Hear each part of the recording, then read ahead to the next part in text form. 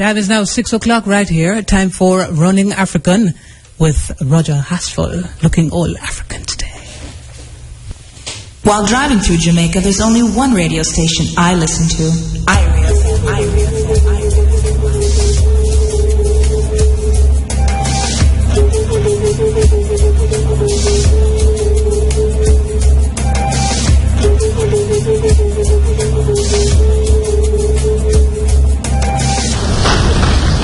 In the name of the African ancestors who began the march of humankind in the womb of Mother Africa, we ask these ancestors to be with us, to strengthen us, and give us a vision for the future. In the name of the African ancestors who began the march of humankind in the womb of Mother Africa and marched down the Nile, laying the foundations for human civilization and culture, we ask these Africans to be with us, to strengthen us, and give us a vision for the future. In the name of these African ancestors who built their pyramids and their temples to their God concepts, to their principles, and to their moral values, who left us a legacy of architectural and monumental building unparalleled in the history of the world, we ask these ancestors who built the pyramids, who built the temples, to be with us, to strengthen us, and give us a vision for the future. We ask these African ancestors who took this African culture and extended it throughout Africa, building the stone cities of Zimbabwe, building the empires of the Sudan, Ghana, Mali, and Songhai, building the Swahili city-states along the east coast of Africa, and in Christian Africa asking King Lalibela and giving him the courage to build the 12 churches of Lalibela from the ground down, monuments to the world. We ask these Africans to spread this culture to the Dogo and to the Akan and to the Yoruba and to the Bankongo and to the Zulu. We ask these Africans to be with us, to strengthen us, and give us a vision for the future.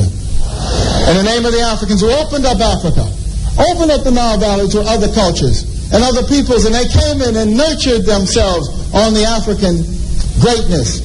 First coming in early with the ancient Hebrews, and they synthesized this culture and produced Judaism.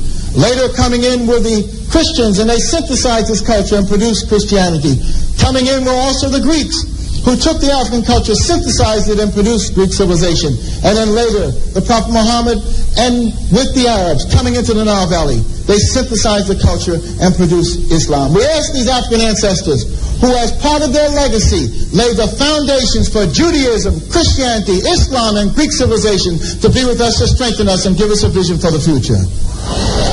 We ask those African ancestors pulled out of Africa, taken to the hells of North America, South America, the Caribbean, maintaining the spirit of African humanity in their hearts and in their minds, and who left us this enormous legacy of struggle.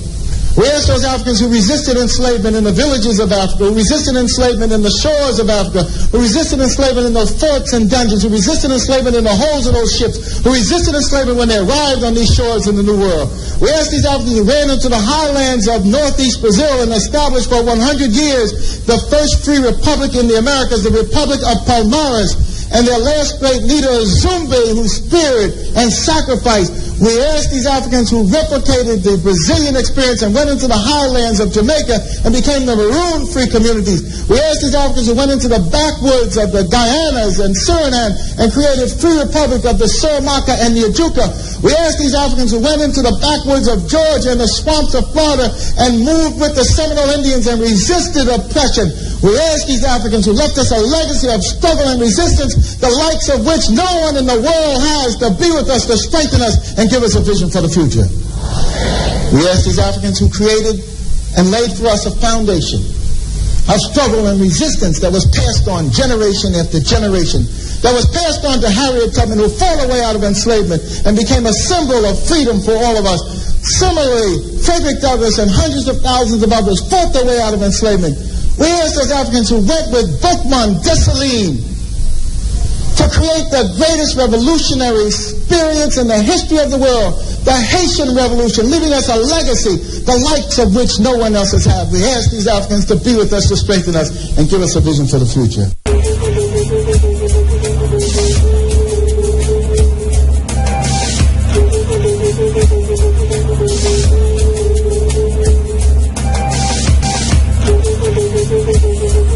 It's Sunday, June 15. Roger Asphalt sitting in for Kheru. It's the Africa Forum, Running African. I'll be your host until 10 o'clock. Today is a special Father's Day program, and this program is for you. I want to say special Father's Day to all the fathers across Jamaica and across the world. We know it's your time. It's your space. Feel free to call us throughout the course of this program and send your Father's Day greetings. Brian, sitting here with me today, along with Kheru. And we'll be taking you through the next 4 hours right here on Ivory FM. Coming up in the program today, apart from your calls, we'll be having a special 1-hour interview starting at about 7:30, where we'll be looking at the African teams in the 2014 version of the FIFA World Cup. We'll be having a very special guest in studio, as well as we'll be linking our friends on the continent, continental Africa.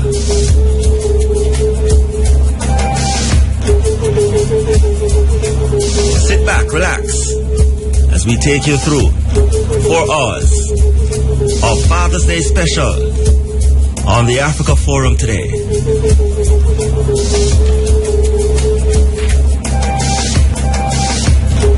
Alright, you're live on the Africa Forum today. The running African, Roger Asphalt, sitting in for Kheru.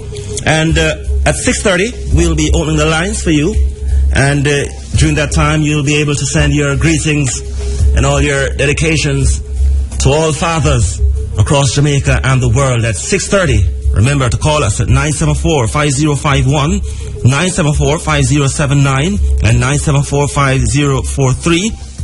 along with 618-0352 for your greetings, your Father's Day greetings today. This is a special Father's Day program here on the Africa Forum.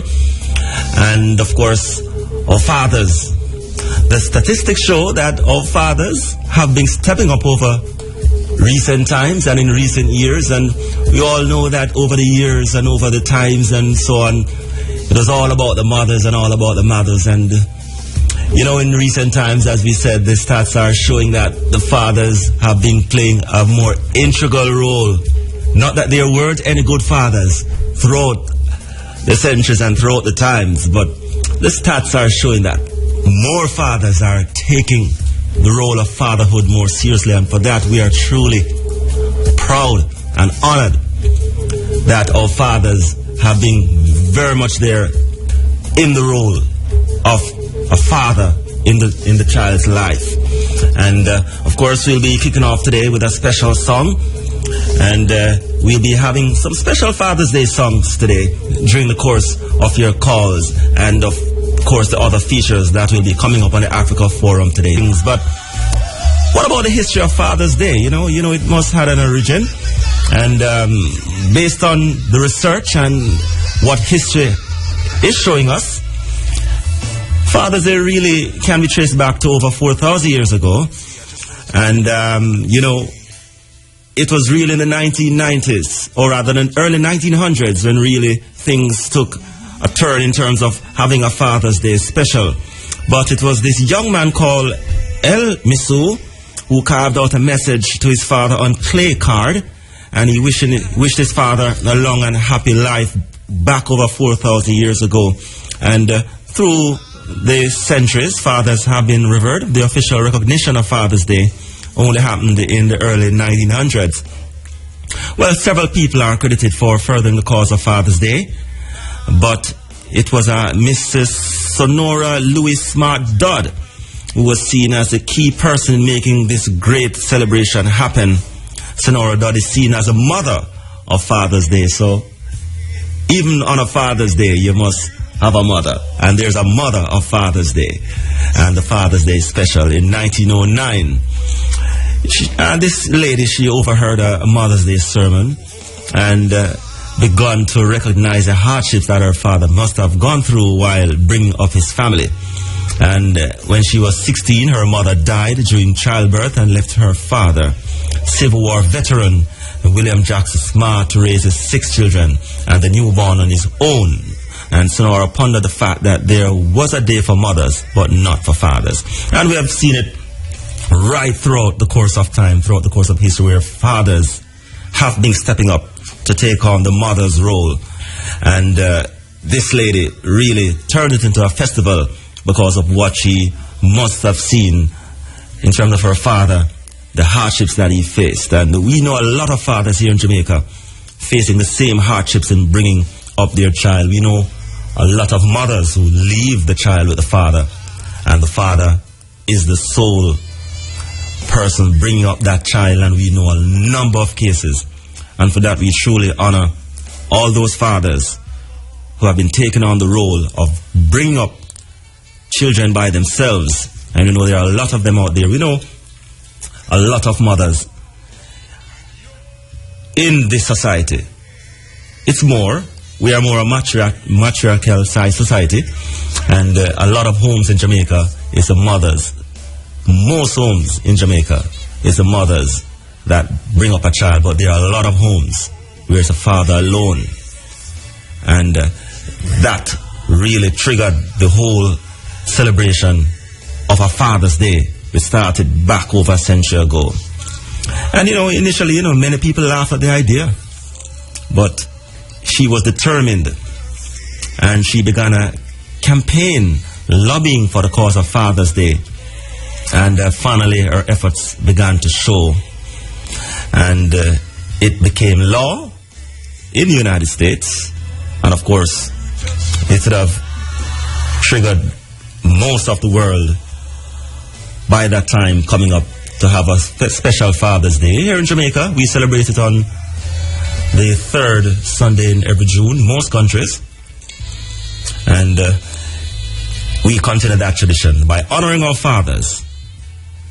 And remember, today, it's all about you sending your greetings to fathers across Jamaica and across the world. Just like you, me never ever see this, my mommy. Take care of me, you'd like you take care of me, yeah. No, you don't know them, daddy, thank God me know mine and him take care of me, daddy, I'm a... All right, we are opening the lines here on Ivory FM. It's your special Father's Day program here, treat on the Africa Forum. Roger Haspel here, and we take your calls up until about 7:30 or so. So we head toward the line, the first call this morning. Hello, good morning. Yeah, Mr. Asphalt. Bless up, bless up. Yeah, man, I saw Father's Day greetings more often. Yes, man. Go right ahead. Yeah, more often greetings to my biological dad. See? Which is Walter Edwards. And to stepdad, a real general to Yeah, man. Yeah, man, so more say big up them one day. And big up all of the father in the world. Your father too? Yes, man. We have to big up my father across Atlanta too, but, we'll have a special time through the program for that. Yeah, man, and big up yourself too, yeah? Bless up, my brother. Yeah, man, and big up the RFM dad too, Mr. All right, sir. Respect. And very important, you mentioned the stepdad, the stepdad in Jamaica. A whole heap of stepdad play a serious role in this country, When me tell us to them, man, I'm a general. General. Big up my real father because I'm a biological dad. Yes, man. I'm a real general, yeah? Yeah, man, the real general, man. Big up to all the stepdads. All right, man. I be brown that, man. Chapitan him come from for Clarendon. All right, sir. Yeah. All right. All right, we head to the line again. Hello, good morning. Good morning. Yeah? I just want to say happy Father's Day to all the fathers out there and the one that are not really playing a good part. I hope God open their eyes. And to my wonderful father, one of the best father in the world, Earl Dyer in Clarendon, Ebony Park Housing Scheme. I know he's listening. I just want to say I love you. I love you so much and continue to be the father that you are. We will always be there by your side. Yeah, man. Bless up, Mr. Dyer. Coming from his daughter, Stacey and Dyer in Almond, Manchester. All right, thank you, Stacey. All right, and happy Father's Day. And I just want to say Father's Day to Ron Mushet and the fathers of Irish. Okay. Alright, good morning. Thank you. Yeah, man. Bless up. Hello, good morning. Good morning. Gone. Hello, good morning. Hello, morning. Yeah, man. Special Father's Day here on Africa Forum. Hello? Yeah, man. Go ahead. Yeah, I want to say Father's Day to my stepfather in Denville, World, from Barack. Repeat that. We never hear that clear now. Yeah, I want to say Father's Day to my stepfather, Denville, World, from Barracks Mansion in Portland. Yeah, and also to my father-in-law,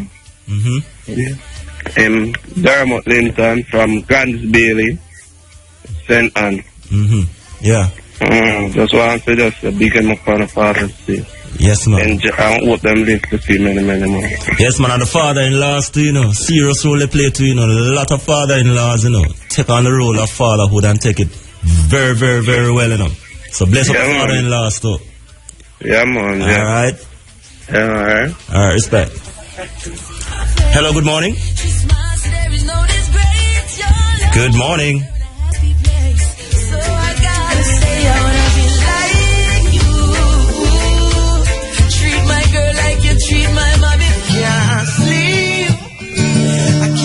Yes, man. This is the Father's Day special here on the Africa Forum. Roger Asphalt holding the fort today. And it's your time again, you know.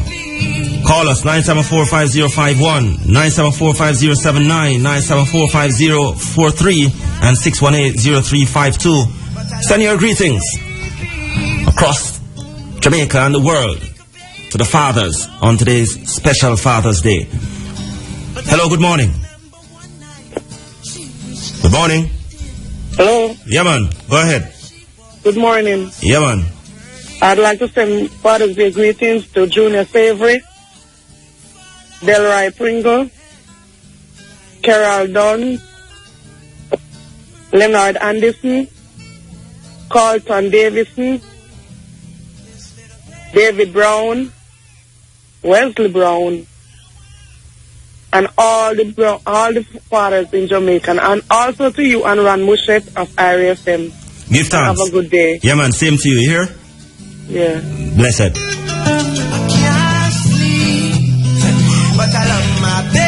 Hello, good morning. Hello, good morning. Yeah, man.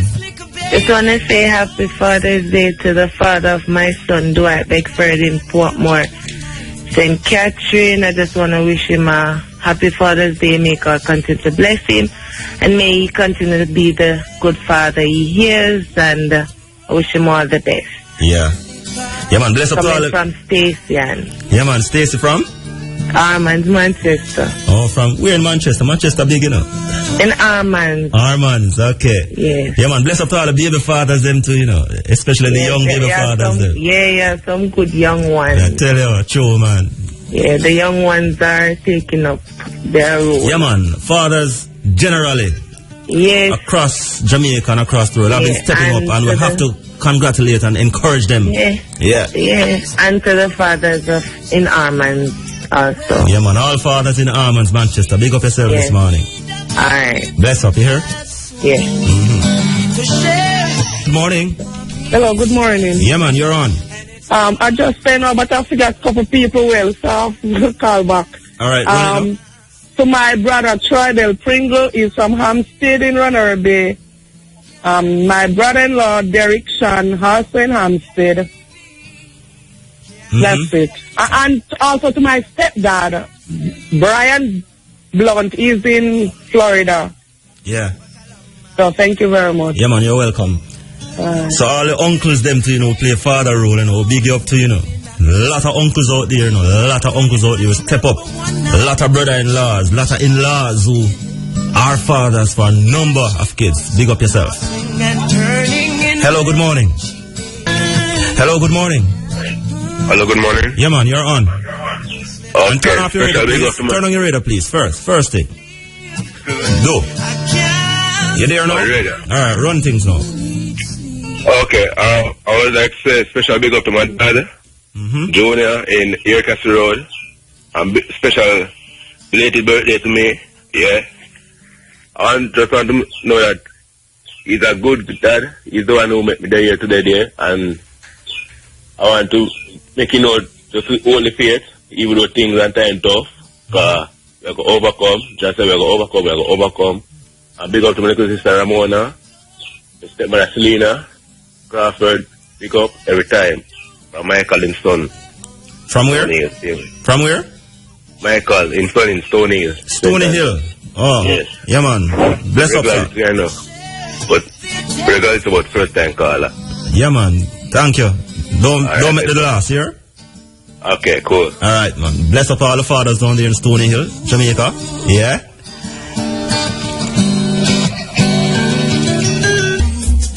Hello, good morning.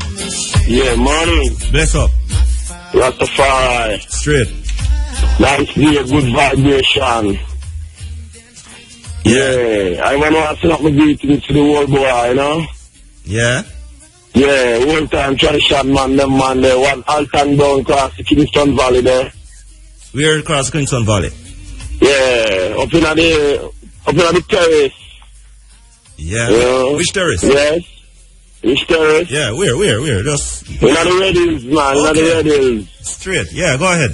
Straight Red Hills, you know, the one Alton down. You know what I mean? The old man, who call him the old boy. Yeah. You know what I'm saying? When I say old boy, it's not that no respect, but the respect Joe. Yeah, man. You know what I mean? It's only that. Good thing about this, in the play the role, the manly role, when we have to play with I man to make I man be the mature I, the I man or the more high within the I self. You know?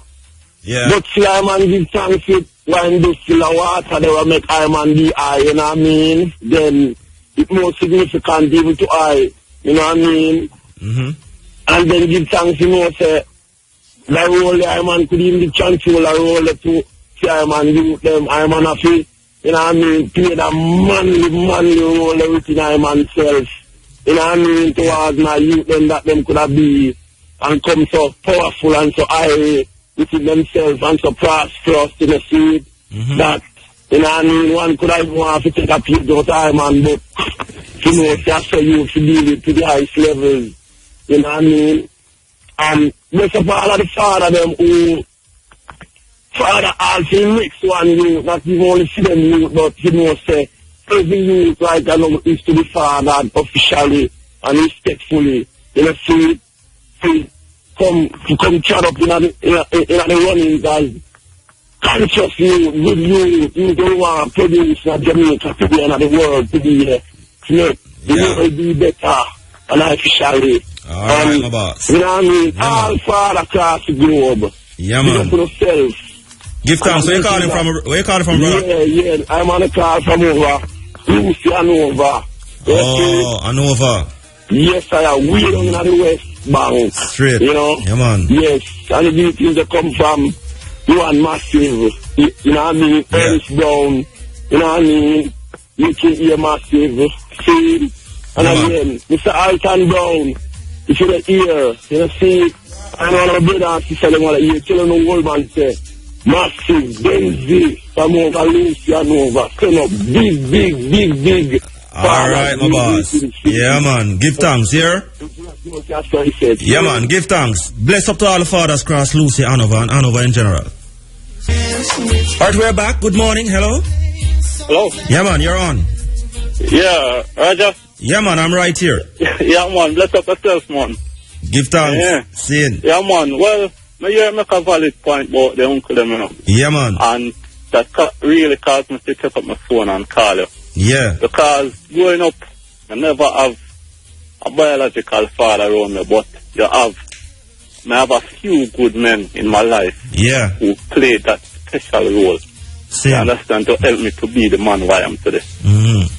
So, one big up my uncle them in a Clarendon. Right. Mm-hmm. One big up Uncle Dennis, otherwise known as Little Ed. Him live in a New Boy down there there. Then one big him up and tell him thanks, you know, and express love to him, you know, and wish him all the best. And one big up Everton, otherwise called Stringy. up in a character hill there, in a Mayton. You know? Yeah. Yeah, man, and want to tell him thanks and big him up. And even if them not here, people in a character hill or in a New Boys that listen to Ivory FM, we pass it on to make them know that them little nephew named Lammy call to big them up and say, boy, they really play a very important fatherly role in my life, and I give thanks to them. So I say, yeah, man. Because it caused me to earn a great respect for them. Right. You understand? And also, I want to big up all the fathers in my family, you know? Yeah, man. Where you calling from, brother? I call from Mobi, you know. Oh. You know, I want to big up my biological father, even though he wasn't in my life, and even for a short while he appear and then disappear again. And when I have a relationship, him there about him in a Kingston, there's somewhere in a Kingston, you know. Yeah. So I want to big him up and tell him, say, man, I have nothing against him. Yeah, man, we know it going, we know it go. Bless him up, see him when I sit in a survive, you know. And I want to big up my brother, when in a Kingston. My brother has always, you know, always tell me, say, him ever want to know me and ask me, he asks about me all the while, you know. Yeah. So I want to big up my brother, and he's a good father. I tell her, I go amongst him and Mr. him treat him children with love and things. Yeah. You know, he's a good father. Owen, his name Owen at 63 Mountain View Avenue, them call him Weezy. Okay. Yeah, man. Yeah. So if somebody are listening and it's him not here, I know he might have prepared for the page him, man. Yeah, man. Make him know them brother Leon from Mobile. I'll dig him up. So I say and continue to be a good father. Yeah, man. So I just want to bless up all the fathers all over the world. Yeah, man. Know. Give thanks here. You know. Yeah, man. All right. Bless up and respect for the opportunity. Yeah? Yeah, man. Not a problem. All right, cool. Yeah, man. Right. Good morning, Mobile. All the fathers over there in Mobile. Bless up. Special Africa Forum program today. Father's Day special. We go to the call again. Hello. Good morning. Hello. Yeah, man. You're on. Hello, morning. Yeah, man. You're on. Yes. Hello. Go ahead. Hello? Yeah, man, go ahead. I'd like to send some Father's Day greetings. Yes. Are you a father? Say Happy Father's Day to you. Yeah, man, thank you. Yeah, man, I'm a father. Okay. Both stepfather and biological father. Yeah. Okay. Father's Day greetings to Kenroy Thomas, Raymond Thomas, Everton Thomas, Leon Thomas, Ritio Brown, Paul Simmet, Lynn Dawkins, David Dawkins, Perka Dawkins, Dexter, Rocky Martin, Lloyd Rose, Perth Luke, Sonny Thomas, Knowledge Boland, Unsley Boland, Dudley Dawkins, Howie McDonald, Anthony McDonald, G. Thomas, Garnet Francis, Desmond Garvey, and Dwight O'Connor. All these greetings are coming from lovely Thomas in Pricklepole. Yeah. Pricklepole, where's that again? Peter Panther, pardon me? Where's Pricklepole again? In St. Anne, near Bob Marley. Oh, up that side. Okay, yeah. And Father, greetings to Peter Panther. He knows who. Alright. Okay, yeah, and man. Bless up yourself. Give thanks, man. Okay. And bless up yourself, Sassine. Alright. Alright. Hello, good morning. Yes, good morning. You're on, yeah, man. I want to send Father's Day greetings to my father, Shirley Gordon. Yes. In Kingless District. Coming from all his children. And to Uncle Delroy in Rock. And to my baby father, Bunty Hunter in England. Yeah. And to my last baby father, Blacks. Yes. Blacks from Bryfield. Yeah. And to my brother, he's not here though, my brother, Ricardo Ferguson. Alright, yeah, have man. a good day. Yeah, man, same. Bless up to all the last baby fathers them too, you know, because you play a special role, you know. Especially the wash belly baby fathers them. Yeah, man. Good morning to you. Hello, good morning. Greetings, my brother. Bless up. You're on. Yeah, man, I just love Yellow Ras Ivory, Ras Irico. And a special acknowledgement to Eddie Newell from Warminster in Moko. Yeah. Whose children's mothers passed off when they were yet very small and young. Yeah. And he had double-handedly shot up those children to the stage that he can be boasting. I'm proud of them. Yeah, man. You see those fathers, man. I tell you, man. My heart go to you, man. The youth is an example, man. So come already big up yourself. Yeah. And one very important father we're leaving out again is the grandfathers. Yeah, I tell you, grandpa, pops. They not only play the role as father, but as advisors, and ones can sit at their feet. Elder statesmen. All right, sir. So acknowledgement to them one day, and all the fathers who play the role as a father, and may the sperm donors step in line and be acknowledged also. Yeah, we know it. Thanks again, Bridget. Yeah, man. But you see the grandfather, them, man. Grandpa, pops, me I tell you, man. Sometimes when the grandpa drop out, you know, man. They are treated you know, man. scantily. True, man. But, Granddad, you know you are the man who are seen as a wise one. So, big up yourself, grandfather. Yeah, man. Give thanks. Yeah, man. True, man. You see the grandfather, them, man. We can't leave you out, you know. Special Father's Day to you, you know. Grandpa, pops, whatever you call him. Hello, good morning. Yeah, good morning, Mr. Asphalt. Good morning to you too, man. Yeah, man, happy Father's Day. Give thanks. To IRFM crew and everybody, and the first time I call, you know. Yeah? Yeah, man, don't be this for the last, you know. No, man, I'm the last, man, but I years, you know, my station, this, you know. Yeah, man, our station. Man, you know, turn off. Yeah, man. Tomorrow, happy Father's Day to all father in Irish today. I don't know, you know. Yeah. Well, I have someone but him gone early, but they don't know. Yeah, man. Someone big up Manayat from Malcolmite, you know. From where? Malcolmite from Lucy and over, you know. Oh, Hanover there, so yeah. Yeah, man, I'm a stepfather, but he come like I'm a daddy. I tell you, man, stepfather, stepdaddy, man. Yeah, man. I tell you, man. I tell you. Big up my mother, you know. Yeah. Beverly Malcolm and Grant, you know. Yeah, man, because she paved the way to me still a hold up her head and keep it real for me, you know. Yeah. Yeah, man. She come like I'm a father to you know. Yeah, man. You see the mothers them who come like father. I tell you, you know. Them no eat, I tell you, you know. The best them, you know. Yeah, man. Yeah, me big up all father, you know. Man called Sparrow. Yeah. Man called Sugi. Big up all of Malcolm's father, them, man. Real daddy, them. You see what I say? Seen. Yes, man. I'm going to go a south, you know. Oh, go a south, yeah. Yeah, man, we got a Russia, you know, big up all man like Desmond and the whole like crew, you know. My cousin still in my father, same way, see. Same. Yeah, man, and big up your mother, Erica, same way, you know. Yeah, man, same way. All father and I heard me I talk about. Big up man called Bantan, now know why I blame him same way. Yeah. Yeah, man, happy Father's Day, you see, because I don't know if enough of youth ever straight, you know, children have no father around them still, you know. Yes, man, you can't keep, you know, your mother, them a try, but, you know. Yeah. So my father them too worthless, you know, man. Repeat? What is that? Some of the father them too worthless, you know. Yeah, we know some of them are just sperm donor, you know, but yeah, man, but this man just a big up the fathers them still, you know. Yes, man, they can't better, you know, man. Yeah, man, we know, we encourage them, you know.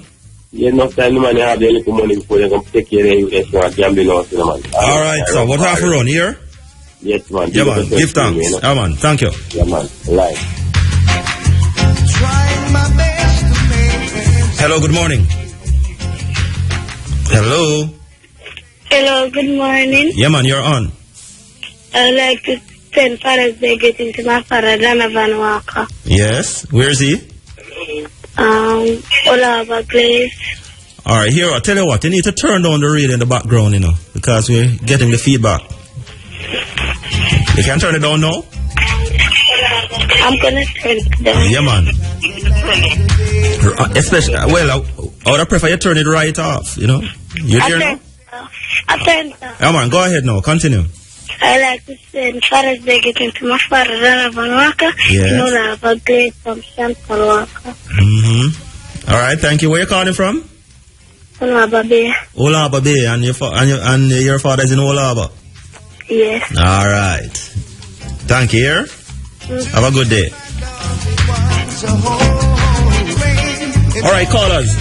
You see when you call Ivory FM, we just want you kindly just turn on the radio or turn it off, because you see, when you call us and the radio is in the background, we get a feedback and it's confusing and it gives us a lot of headaches here. So please, when you call, just turn on the radios. Thank you. Hello, good morning. Good morning. Yeah, man, you're on. I would like to send Father's Day greetings to Patrick Osborne in Dwayne Park, to my grandfather Nathan Laird in Lloydersville, and to Mark Clark in Lloydersville, and all these people coming from Lisa in Lloydersville. In Lloydersville? Yeah, Lloydersville. All right. Thank you. Okay. Yeah, okay. man. Yeah. Hello, good morning. Hello. Yes, hello. You're on. Good morning. Yeah, man. Thank you. You're on. I'd like to send Father's Day greetings Yes. to Eastern Dale of Long Road in Poland. Father's Day greetings are coming from all the kids and your baby mother, Kenisha. I hope you have a wonderful day. Okay. And where you calling from? Long Road in Portland. Okay, Long Road in Portland. Where in Portland that is? A district named Long Road? Yes. Okay. Rangel District. All right. Thank you. Here. Okay. You're welcome. Bye. Hello, good morning. Hello? Yeah, man, you're on. Yeah, man, I'd like to send Father's Day greetings Yes, go ahead. to my father, Cleveland Ferron.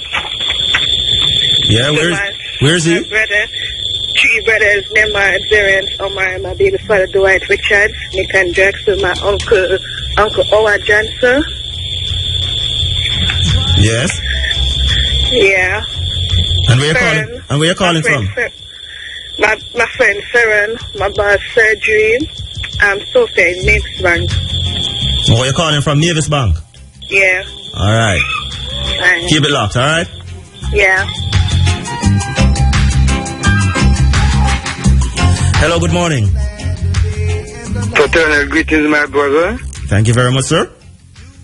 Can we put some spitting spoken words in the midst of things? It is called Father.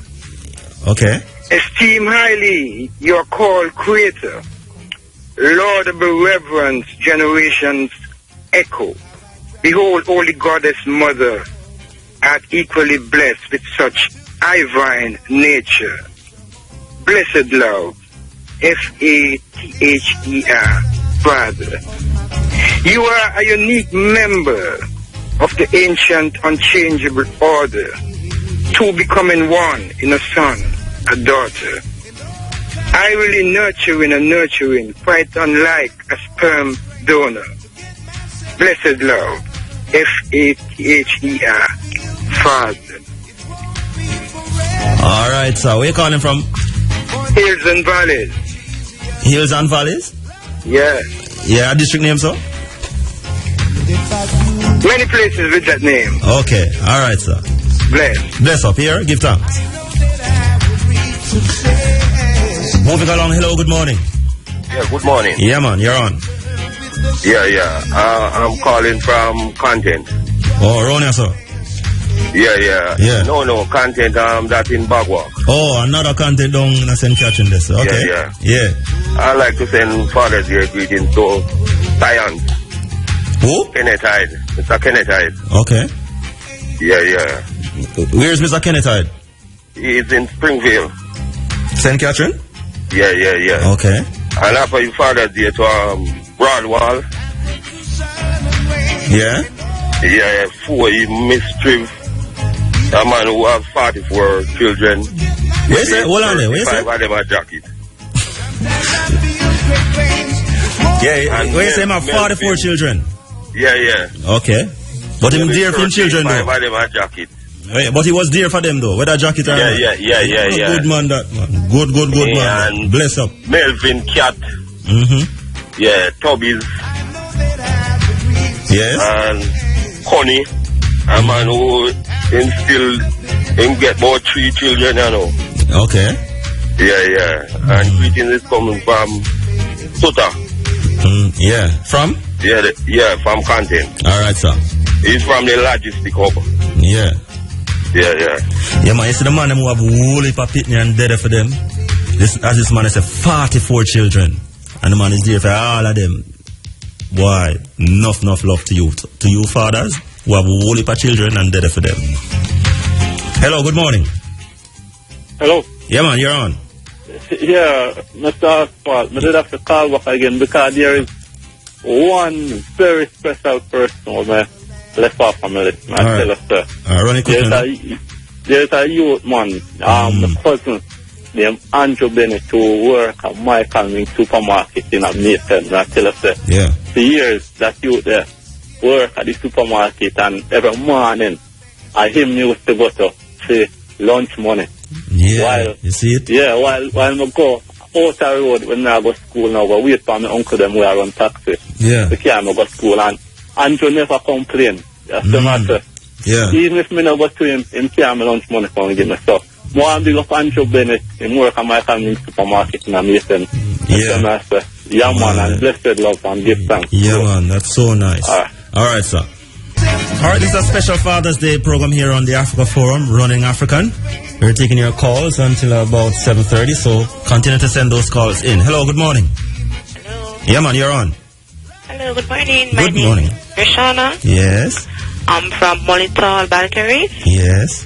And I'm live on here now? Yeah, man, you're live. Okay. And my dad's name is Barry Bonds, but they call him Bang Bomson and them things. Bang Bomson. Yes, he come from Molitor, Balcarres. From where?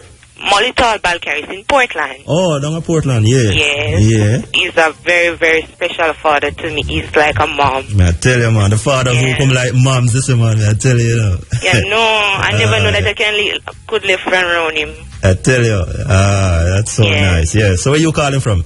I'm calling from Kingston. Okay, we're in Kingston. Kingston kind of big, you know. Yeah, Kingston in Barbican. Oh, Barbican. Yeah, man. Yes. All right. I love my dad very much. Yeah, man. Okay. All the best here. And greetings coming from Tammy and Tajay. Yeah. Tammy is my sister. Yeah. And Tajay is my nephew. Okay. Okay. Come on, all the best. Okay, bye-bye. Hello, good morning. Oh. If I do my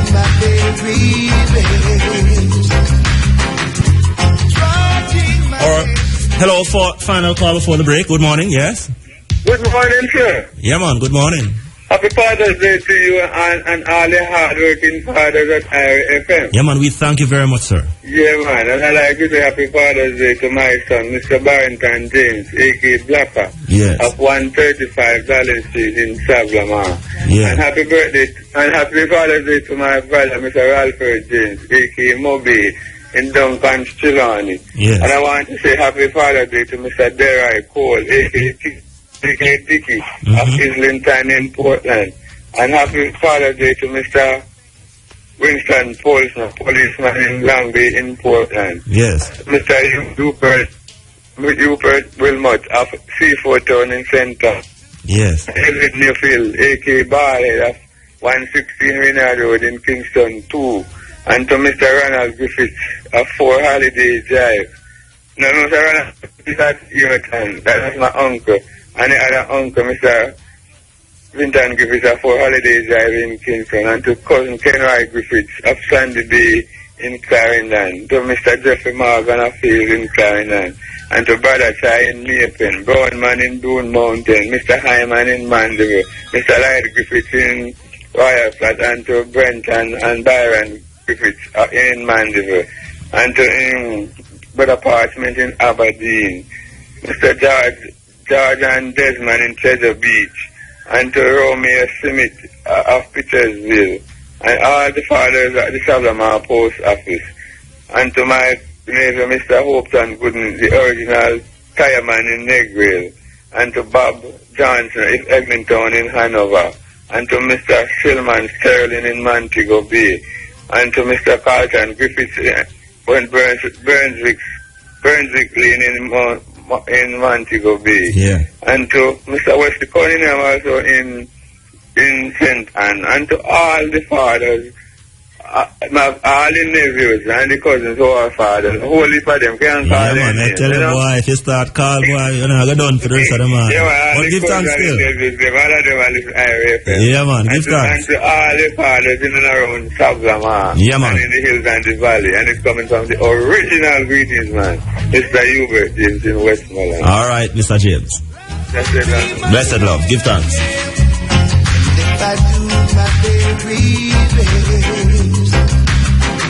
Ezekiel, you love me? Ivory. Ezekiel, you'd marry me again? Ivory. Ezekiel, the lamp turn over?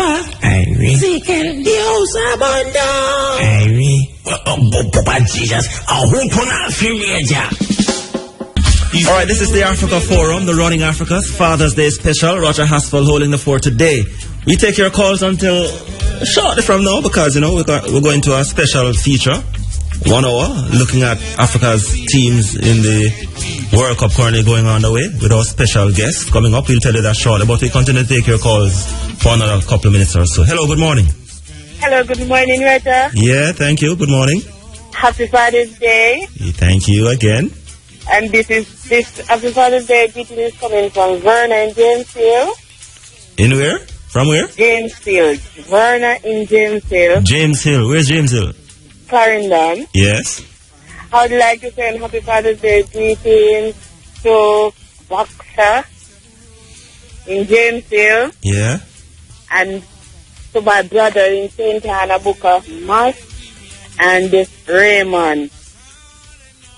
Yeah. That's it? Yes, and all the fathers in Booker and Clarendon. And to my son, who is a newly father, Gary Simon. New father? Yes. Man, good morning to all the new fathers, Yes, welcome to fatherhood. Yes, Gary Simon, my son. Happy Father's Day to him. He's living in Mayton. And to all the Mayton police, them, and the Lionel Town police, Happy Father's Day, and I wish them all the best. Yeah, man. From Verna in Jamesfield. Thank you. All right, thank you, Verna. Okay, bye. Hello, good morning. Yeah, I must stay on the line. Hello? Hello, good morning. Morning. Yeah, man, you're on. Yes, give thanks, sir. I just called to say Father's Day to the phone that I Yeah, you're lying. Right now. Yeah. That's one up because make Irish and make Jamaica a better place right now, Yeah, man. Irish from the father, man. Yeah. Father of broadcasting in Jamaica, yeah. Yeah, man. And we want to one up all the fathers in Barneside, Westmoreland, and all the fathers in Cornwall Mountain, Westmoreland, and we have a fathers in Mount Pleasant, St. James here named Val Fraser. We are one him up, Yeah. And me I want up myself too, my name Father New, coming from my son Sheldon in a South. Okay, so your son a big you up. And me I want up myself. Okay. Man, but me I send it on behalf of my son, Okay, alright, yeah. Yeah, so give you're a new father? Huh? He's a new father? No, man, I'm a father a long time. Okay. I'm the name Father New. Okay, yeah. Yeah, so one of yourself too, Yeah, man, give thanks. And I say one of all the RFM fathers because we want to do a great job through the years, you see me? Yeah, man.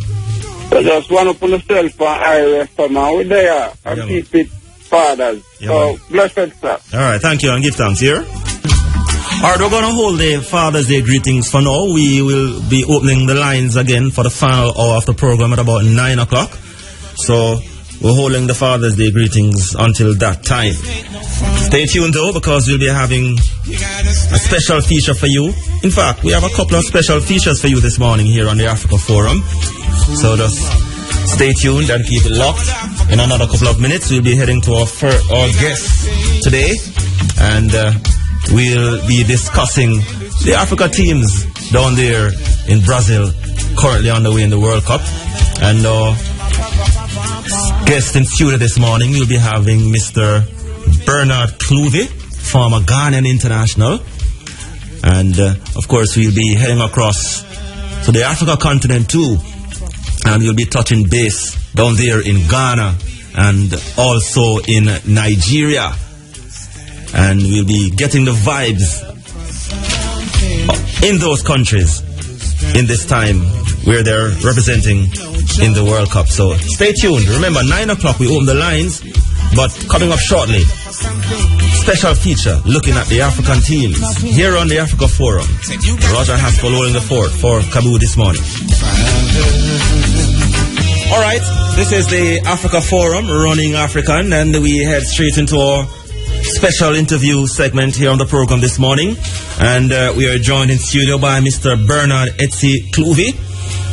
And we'll be discussing Africa's football in general and the teams at the World Cup. But Ben Clouvey, well, he started his professional football career in Nigeria, and as a member of the following teams: Julius Berger, Awan Yan National, Niger Dock, 3SC Football Club of Ibadan, and the Bendel Insurance Team.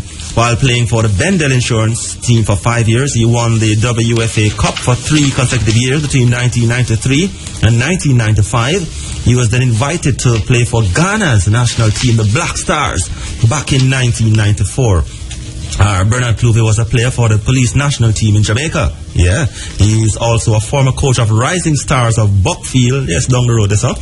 And Bernard Clouvey is also co-owner of Nana FC. Okay, Nana FC just in the year around this, yeah, and coach of the Tomlinson Christian Academy football team. He joins us in studio. Good morning, sir. Yeah, good morning. Welcome. Thank you very much. Good to have you. Thanks. It's not the first time I'm talking to you. When I was elsewhere, we usually talk about Africa's football. Yeah. You remember? Yes. Indeed. Yeah, man. So, quite an impressive resume here. I mean, you played in Ghana in the early 90s. Tell us about football back then in Ghana. We know you won a couple of World Youth Cups, you know, like under 17s and so on. And it was a surprise that Ghana never really made it to the World Cup until 2006. But back in the day, tell us about football then.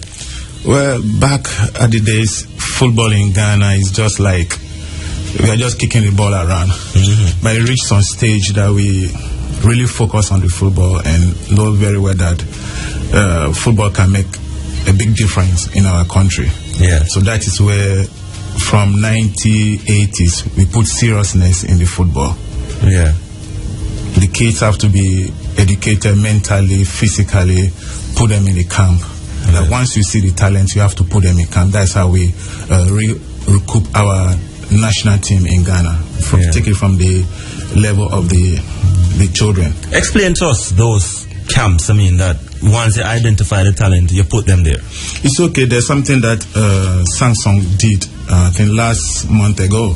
That's how we do it. Like the Samsung Cup going on in Jamaica. Yeah. So you do it from a long time. Long time. Okay. Long time.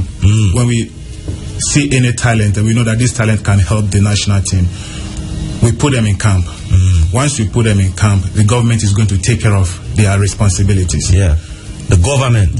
So the government play a serious role in football in Ghana. Serious role in Ghana. Okay. So when they put them in the camp, the only time they go home is maybe weekends. If they don't have anything to do, they send them home. By Sunday morning, afternoon, everybody rush back to the camp again. Yeah. Take care of the football.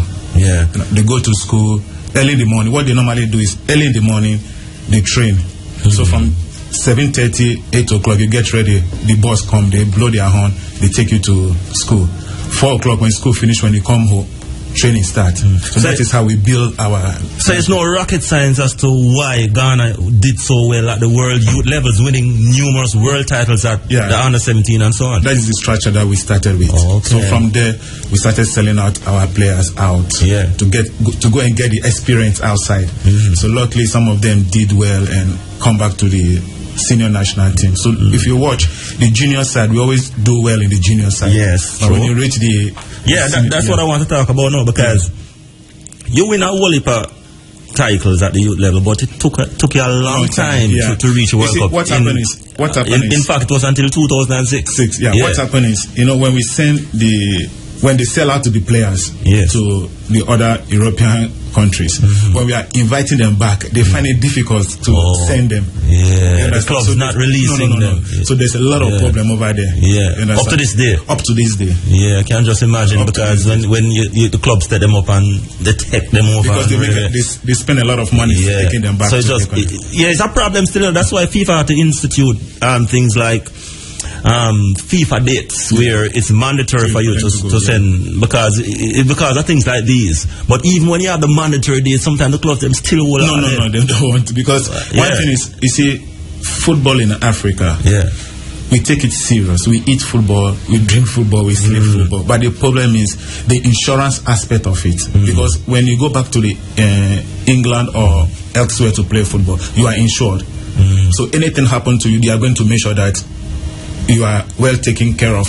But in Africa, the insurance is not there. So the clubs don't want to allow you to come home, get injured, then come back to them. So there's a lot of conflicts over there. Yeah. So, I mean, we know you had a big player by the name of Abede Pele back in the 1990s and so on. I mean, he never really made it to the World Cup because the team never make it. But he was a world-class player during the 90s. Did you play with him? No, I was in camp 1995 with him when we traveled to Australia. Okay, so I mean, we're gonna talk a little about that. Your sojourn with the team. Tell us about that. I mean, the time you said you were there between 93 and 94, 95. Yeah, 94. Yeah. Well, actually, you know, the king is not recognized in his house. Yes. Until he moved. True. Yeah, so I was in Ghana playing my football, but where the light is not there, so I just moved to Nigeria because there's a lot of talent in Ghana. So even if you are doing your best, the focus is only on one side. Yes. So when I went to Nigeria, I did my best. Yes. Very, very well. Well, I can't praise myself, but I did well. I did well. And during the Wafu Cup and the Kanka Cup, we did very great in the competition. So the national team said no, they can't allow me to. Actually, I wanted to play for Nigeria national team. So you were contemplating switching allegiance. But one thing is, I just decided let me go back home because home is home. So I went home and we were there doing what we're supposed to do. Travel to Australia, play some friendly matches, Sydney, Adelaide, and Perth. So we came back home. So we came back home, you know. By then, Kingsley was under 20. Kingsley, the one who kicked the last World Cup in South Africa. Yes. He was in under 20. So my problem is, my parents are from Togo, and I was born in Ghana. Oh, so your parents are Togolese? Togolese. Yes. Yeah. So that's where the problem started. Oh, so there were some issues there. Yeah. So people are complaining that no, he's a Togolese and this and that. So the coach by then is Ishmael. So I came back home because the name was mentioned for them to go to Nations Cup in Egypt. So when I came home, I said, Coach, my name is not in the list.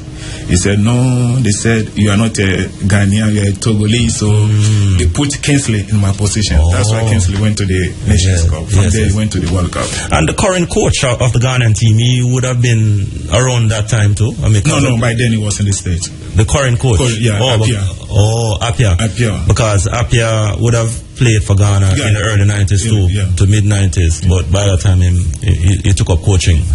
Okay. So, from 95 to 2006, I mean, tell us what was happening in Ghanaian football at that time, because you know you took a long time to reach the World Cup, and right now you're there. What happened between then and that qualification? It's okay.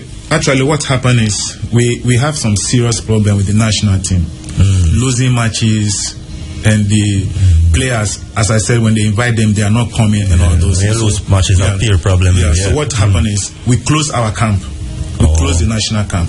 So we focus on the local players. So they pick a lot of local players in the camp.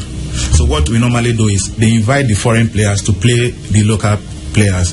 For almost 8 years, that's what we are doing. We don't play any friendly matches. We don't play any international matches. So you were like in some sort of retreat kind of exile kind of thing. Putting things together so that when we go out, people will see us well.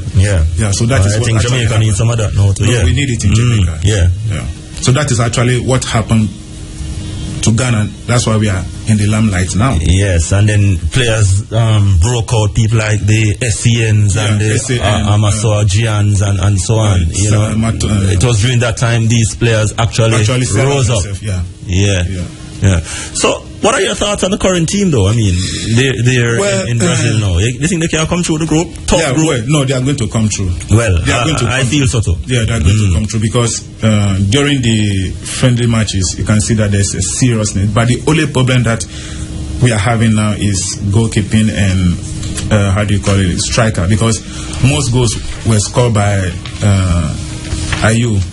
You understand? And this guy, what is his name? Andre Ayew scored 3 goals in South Korea when they were playing their friendly matches, and Asamoah Gyan scored 1. And Asamoah Gyan is somebody that Ghanaian really put hope on. Yeah. You understand? So, I know we'll go through, but when we reach the other stage, we'll talk about that's another hurdle. But this hurdle, the first hurdle here, I mean, you have teams like Germany, Portugal, and United States. So you play tomorrow. Tomorrow I'm going to win. Yeah, because we know Uncle Sam, you beat them for the past couple of times. Every time it's a US, if you play them 100 times, you beat them. Yeah. And tomorrow, I guess it's no different. Germany is going to be a very tough game, but I know we are going to get a point over there. Yes, and Portugal. I think you do well all the while against Portugal too. Yeah. So interesting time to look ahead. So you're in Group G. You play the United States tomorrow. Then Germany on June 21, and close out against Portugal on June 26. 4-3-3, 4-2-1-3-2, and the formations even 4-4-2. What's the best formation style you think Ghana? I think 4-3-2 is the best formation for them. Yeah. Because they have Motari in the midfield. So they have youthful players in the midfield. So once the players are doing well, I think we can go through.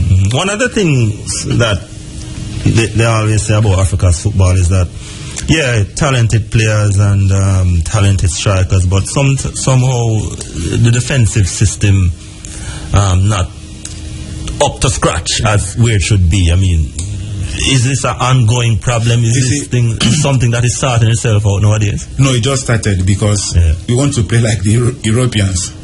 Because in Africa, what we normally play is we play 5-2-3. Yes, I mean, you organize the system at the back, in the middle, right? Yeah. So since the European coaches came in, they changed everything. They want us to play like the Europeans, but the problem is, the strength and the professional level is not in Africa. It's not in Africa in the sense that, Europe is a serious thing. You eat football, you wake up, you do this, you do that. The strength is there. But in Africa, we don't have that strength, which some people don't understand. You can't bring the pattern in Europe to Africa. If you do that, you are destroying the game. Yeah, it brings me now to coaching, because we notice, and that is, a special Africa-Khanako Brazilia program this morning. We look at the 2 homegrown Black African coaches, and over the years, I mean, African teams at the World Cup, the teams that have gone on to the second round and beyond were coached by European coaches, and you mentioned about the Europeans coming in. Is this a thing where you say gonna continue for a while, where the European coaches will continue to be the ones who will be called upon to assist Africa's football going forward? We know Nigeria and Ghana now, they are the only 2 countries that have homegrown coaches at the World Cup. Coaches. Well, the local coaches are going to take over African football because Keshi has done it, Apia has done it. So I believe other countries will look at them. Financially, it's breaking down Africa. They have the money, but sometimes hearing that this guy is taking this amount is very, very painful. So what we are trying to do in Africa now is we want our local coaches to be in the limelight. They have played the football, they have traveled outside in other countries. So what they are bringing down now is the experience, is what we need in Ghana. And to tell you the truth, when you look at all the winning teams in the World Cup from 1930 up to 2006, every winning team has a homegrown coach.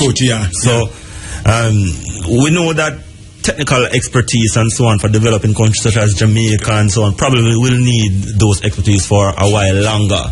But but you mentioned now that in Africa, that the European coach system is on its way out. No, it's on its way out. Seriously, if you look at the under 20, Salah Stete Salah Stete. Yes. I play with him in Wanyawu National. Yes. Salah Stete and the goalkeeper. Okay. And Kingston? No. Kingston is there this time? Yeah, Kingston is there. Is there? Yeah, okay. he's there. He was keeping for Wanyawu National. Salas was the senior coach for the under-20, and the assistant goalkeeper coach is the other goalkeeper. So we are trying to shuffle the system and let the European system wash out. Yes, I can just imagine. So, up here, he's a coach right now. Yeah, he's the coach. And he qualified them. He qualified them. Yeah. I mean, so he's having a good run so far. Yeah. You know? Yeah. What about the coaches development in countries such as Ghana, Nigeria, and so on? Actually, what you guys are doing here, we do the same thing. Like every 3 months, they do refreshing courses. Yeah. So they call them, they come in, then do their trainings. So we are trying our best to put those aspects together because it's very important in football. Yeah.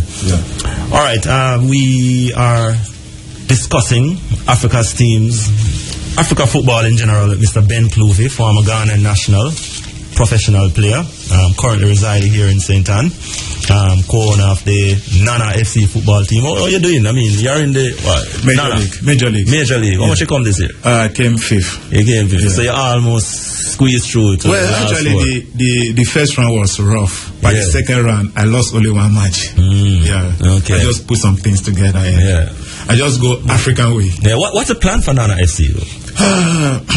Actually, financially it's very tough. So I'm trying my ways and means and put some people together to see how we can deal with it. Yes. Yeah.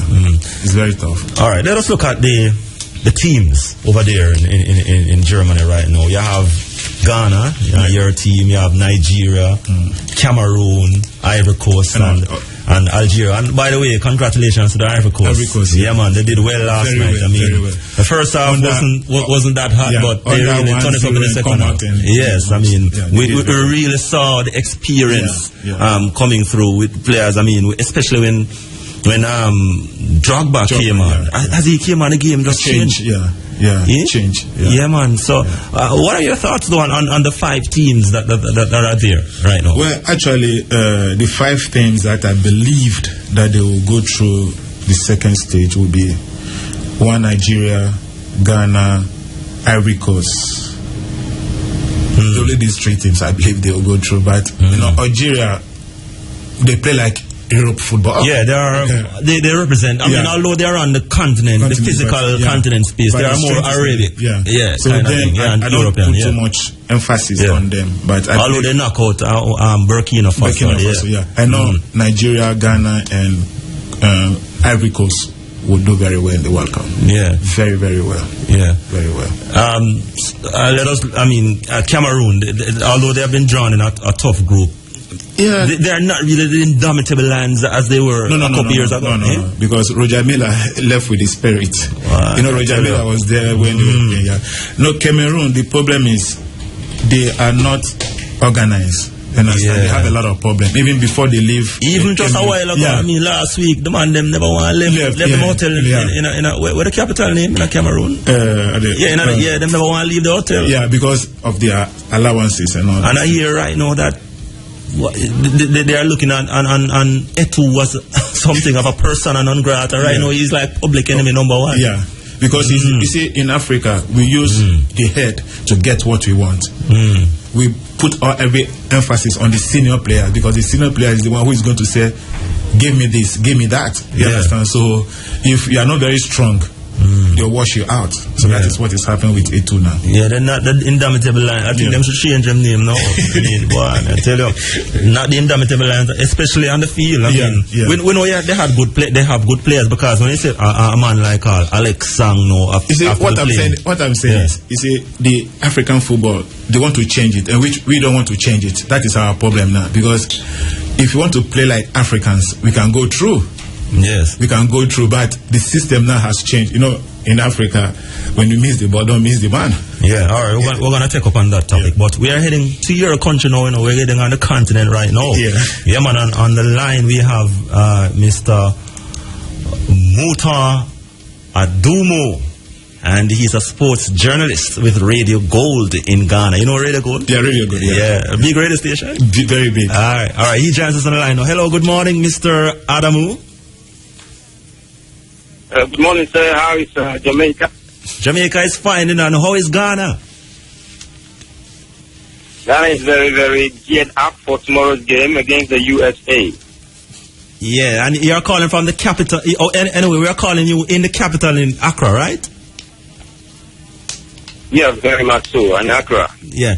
How is Accra? Tell us about the spirit, the vibe, the whole atmosphere as you look ahead to your first game tomorrow against the United States. Absolutely, Mr. Du. You know, Ghana cannot be separated from football, especially when it comes to a very big stage like the World Cup. And talking about tomorrow's game, we're going to play the USA once again for the third time in a World Cup. Remember, we beat them in 2006 and 2010.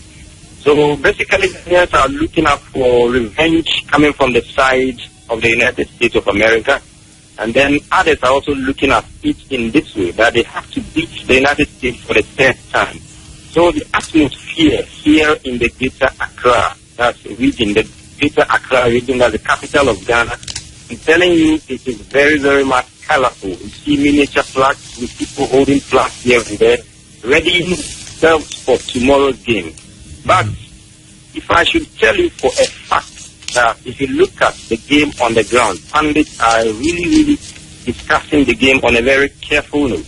Because one, having to beat the USA twice, they will not come cheap for the third time. So on a tactical front, it's going to be very, very difficult for the Black Stars. But we're picking information also from the camp of the Black Stars that everything is calm at this moment. So it's a mixture of feelings as far as the atmosphere in Accra is concerned, and the information you are picking from camp is also concerned. It is calm in the camp as we have been informed, but it's very, very, very hot and very much ready for the game in Brazil tomorrow between USA and Ghana as far as Ghanaian fans and Accra fans are concerned.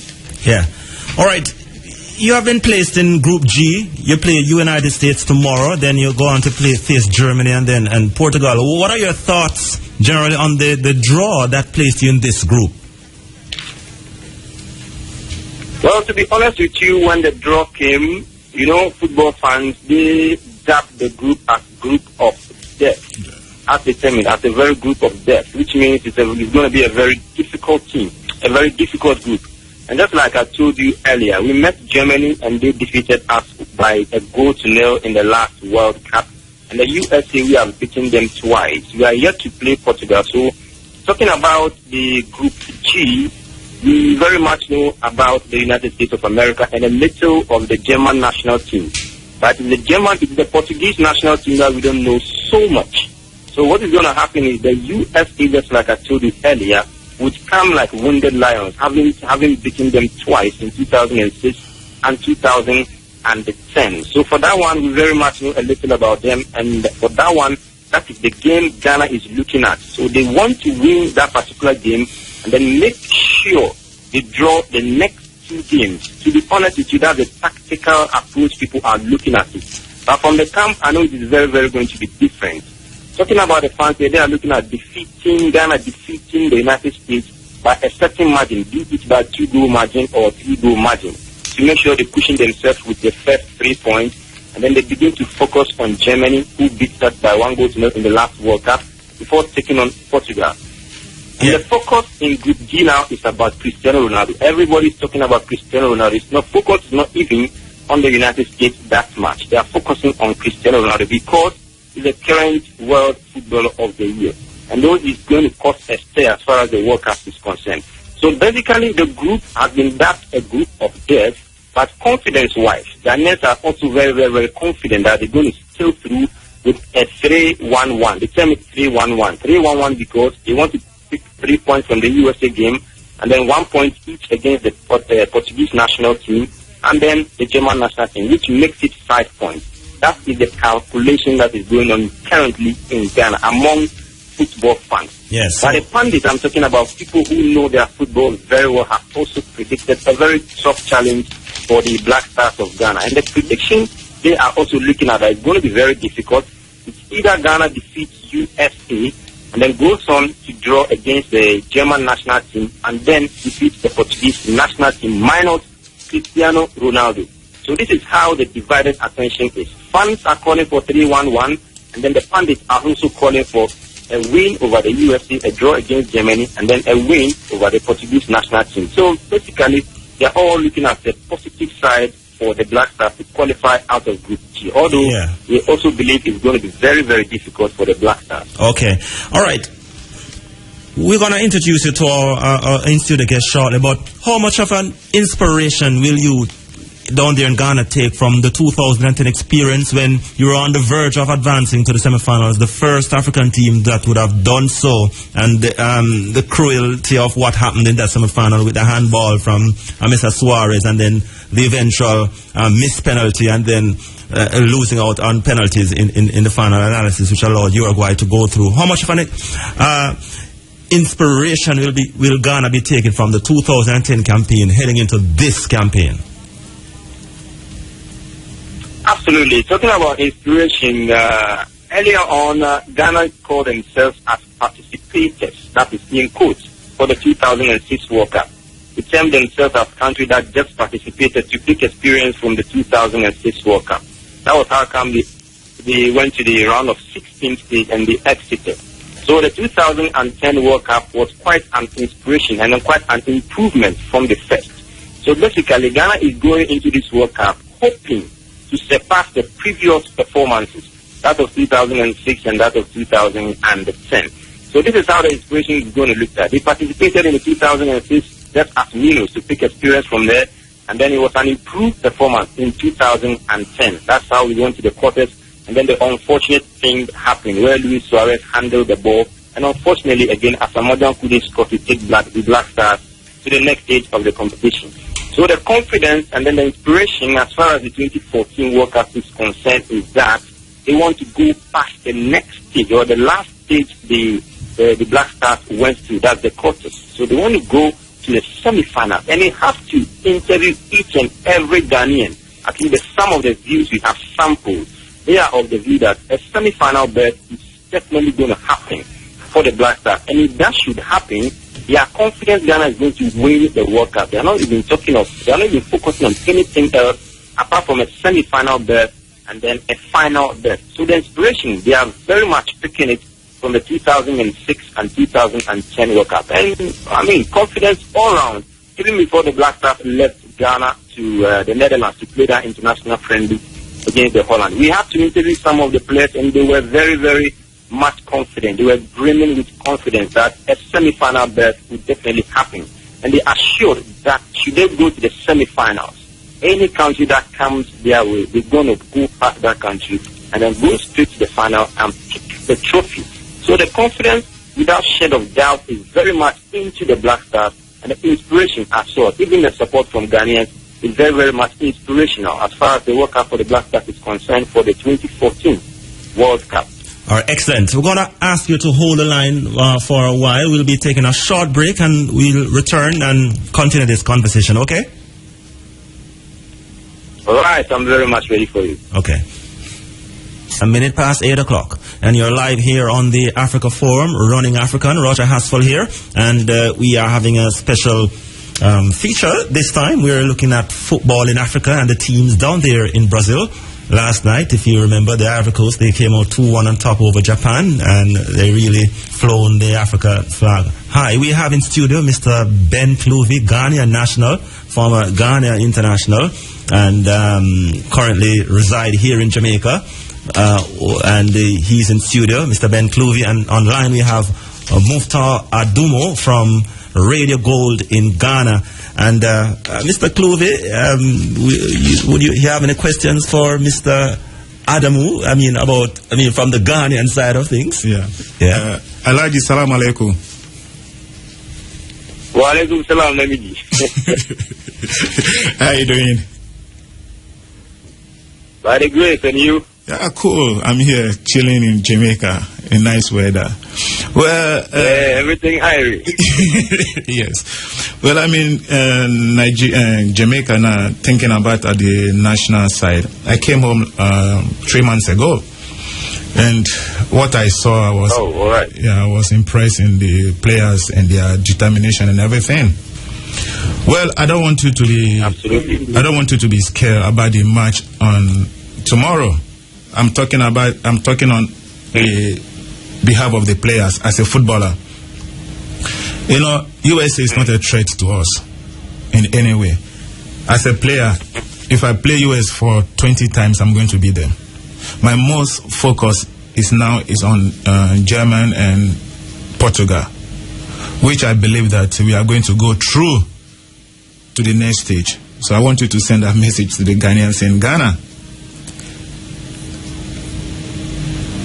All right. Yeah. They will hear from you, but I must put this one across. Yeah. That don't forget, we are going to play German twice. Yeah. Why am I saying this? United States of America have a German coach in the person of Jürgen Klinsmann. Yeah. And then Betty Vogt is also assisting. So the mentality of these two countries, Germany and then USA, is almost going to be the same. Yeah. Don't forget, Klinsmann is going to instill some form of German tactics into the USA national team. Yeah. And you know how the German national team also plays. They use the flank. You have played football before. They use the flanks and try to lob the ball into the 18-yard box of the opponent. I mean, the goal area. Yeah. Understand? So we're going to play German twice, which is very much going to be difficult. The USA mentality is not going to be there very much, but a little of USA mentality and more of the German mentality. So to be honest, just like you said, very much confident Ghanaians are, but it's going to be very, very dicey for Ghana. Well, actually, I'm in Jamaica, and I've watched a lot of USA matches.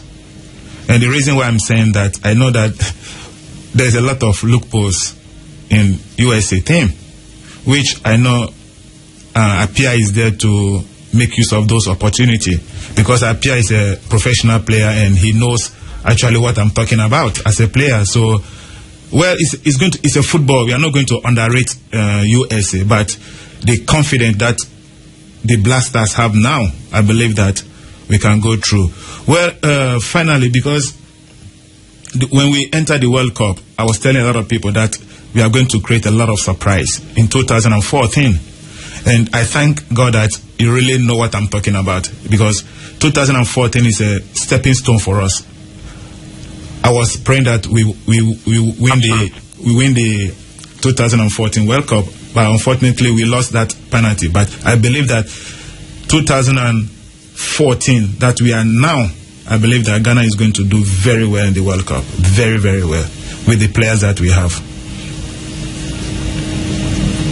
Yes. They're going to do very well, but it will also depend on the individual players themselves. And not to sound nationalistic, there's one thing that carries the Black Stars almost every time. That is unity of purpose.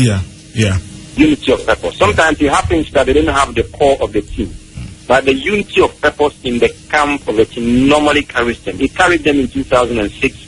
It carried them in 2010 until that unfortunate incident.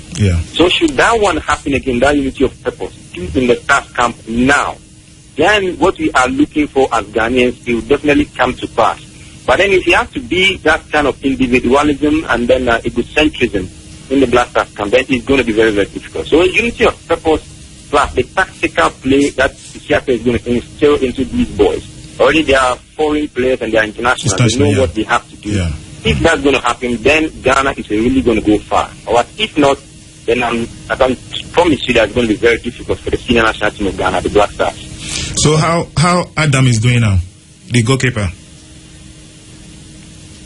Adam is okay now. He trained with the team, and then the injury situation for Abdulmajid Waris is also very okay. He trained with the team that was on Friday. So at the moment, we are quite assured of our goalkeeping department and then the attacking machinery as well. So for now, there's some form of clean bill of health as far as the Black Stars are concerned. No much serious injuries in time. We are just hoping that they all recover in time. That is today for the game tomorrow. Mr. Adam, we'll be wrapping up very shortly. Just two quick ones for you. There's a perception that the team is more defensively suspect than they did in 2010. Do you share that view?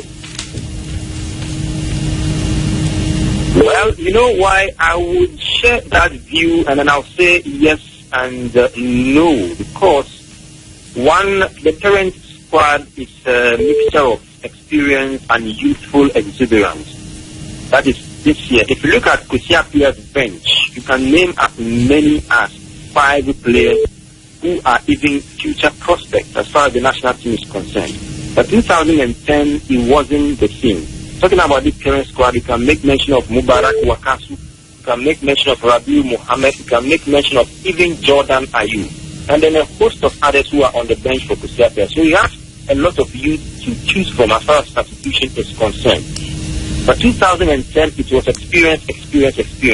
And if you look at the 2010 squad, most of them are not in the squad at the moment. The only experienced one in there is Asamoah Jan. You can talk of Sule Ali Muntari and currently Makelesian, who is not so fit. Yes, he's not so fit. And you can even talk about Kuja Sama. Then he was young. So he's now the future prospect for the Black Stars.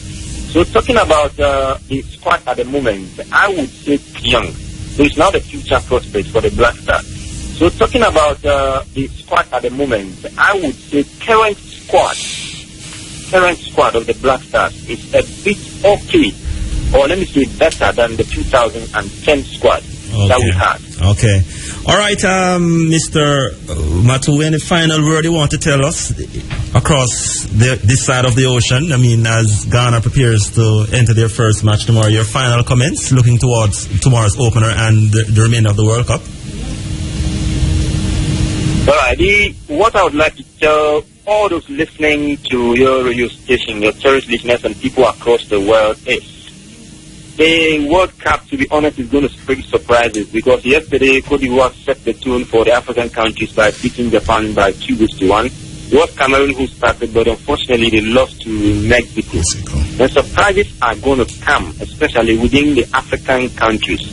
It's not going to be easy, but winning the cup is what I'm not too sure about the African countries. It's going to be very difficult. So what I would like to assure all Ghanaians and then all listening that we should watch out for Africa going far, but for the trophy, we'll have to wait for some time. And again, this World Cup, I can assure that it's going to be very, very contested for. And countries who have been dubbed to win the World Cup, I can tell you, they'll be given a serious shot, and they could likely not win the trophy this time. A very outsider is going to win the World Cup this time around. All right. Thank you very much and all the best. And we certainly will be celebrating with you as the further you go down the World Cup, okay? Absolutely. Thank you very much for having me. Yeah, man. All the best. That was Mufta Adumo, the sports journalist with Radio Gold in Ghana. We still have in studio Mr. Ben Cluvy, former Ghanaian national, current resident here in Jamaica. And we'll be heading across to Nigeria. Yeah, from Ghana to Nigeria. And we have online Mr. We'll be trying to get through to Mr. Adinka Adepi from The Guardian in Nigeria. He'll join us shortly. But in the meantime, we continue our discussion with Mr. Kluve here in studio. So you agree basically of most of what he has said? Yeah. Most of what he has said is truth. Yeah? Yeah, I agree with him. Yeah. And normally in countries, we remember when we qualified here in 1998 to the 1998 World Cup in France, there was a lot of festivities, a lot of patriotism. I mean, a lot of things went down in Jamaica, crime, a whole heap of things. I mean, is the same situation in Ghana when you qualify for a World Cup? Well, once football is played in Africa, not only in Ghana, there's a lot of peace. A lot of peace, because football is something that unites everybody. All right, hold that point, because when football plays, a lot of peace, bring unity. We're going to take up on that topic when we return from Mr. Adeyinka Adepi, sports journalist of The Guardian in Nigeria. He joins us online now. Hello, good morning, and welcome to IRI FM. Hello, good morning. This is Adeyinka from Nigeria. Yes, how are you doing? How is Nigeria today? Nigeria is fine, my brother, and we are quite expectant for tomorrow's game. Yeah, and you're in Lagos, right? Yes, I'm in Lagos right now, in the Guardian corporate headquarters in Lagos, Nigeria. Yeah. Tell us about the atmosphere, the whole feeling, the whole vibes as you prepare to play your first game tomorrow? The whole the entire country is excited about this game because of the fact that we have a new team, we have a new coach who is feeling discipline of the player. So everyone is quite expectant, the atmosphere is charged, everyone is looking forward to the game and expecting that something good will come out of tomorrow's game. As I speak to you, Nigerians are getting ready to ensure that they give maximum support, even from home, to the entire Nigerian team, the Super Eagles. Yeah. What can you tell me about this team, the players in this team? Are you overall satisfied, confident that... Yeah, go ahead. Well, we have a couple of good players in the team, but I must tell you that there's no country that can put on a complete team. But like I tell you, our team is 80 to 85% solid, so we'll expect that we should have a good match tomorrow. I mean, we have the actual weekend of again on Nazi. We have many teams going to strike for the team tomorrow. We also have Ghana International, like Aziz Ramon, who just come in. Uchebo is also a good one at the midfield. While I mean, we continue the team. In the final minute of preparation, it's also good to go. I mean, in the defense, we should be talking about people like Anua, who is going to take the place of the injured elderly children. We talk about Coast-High and Omero. These two guys will be the ones who pilot the central defense. While ever defendable if they are good. I mean, to do something good from the right. Yeah. Of defense. Yeah. You have a homegrown coach in Mr. Stephen Keshi. Is the whole country behind your coach? Yeah, surely the whole country is behind him. I must tell you. You know, there's something I would like to let you into. You know, we've never had it so good, with a coach, whether foreign or homegrown coach. The best we have, before now was Senegal, which is the team to get another 4 World Cup. But I mean, this time around, we have a coach who understands the game, a coach who has played at the highest level, a coach who started his career right in Nigeria before taking his career to Europe. And he understands the mentality of Nigeria. He understands the mentality of the average Nigerian player. So he's poised to do what's good at the World Cup. I'm going to tell you something. We are really excited that, one of our own is taking our team to the World Cup. So we are all behind. We are also training like we do in Africa. We are also training like we do in Nigeria. And that's what we do. One of our footballers says that you can play the best football and the results don't go your way. So this time we hope to play well and then take the ball we need to do well at this World Cup. This is a man, and they are also behind. I just want to take away the fact that you may have 1 or 2 flaws, and I thought entirely to some of the people he's working with, but I'm sure they're all behind him for this World Cup. All right, just hold the line for us, Mr. Adeep. We'll come back to you right after this time signal.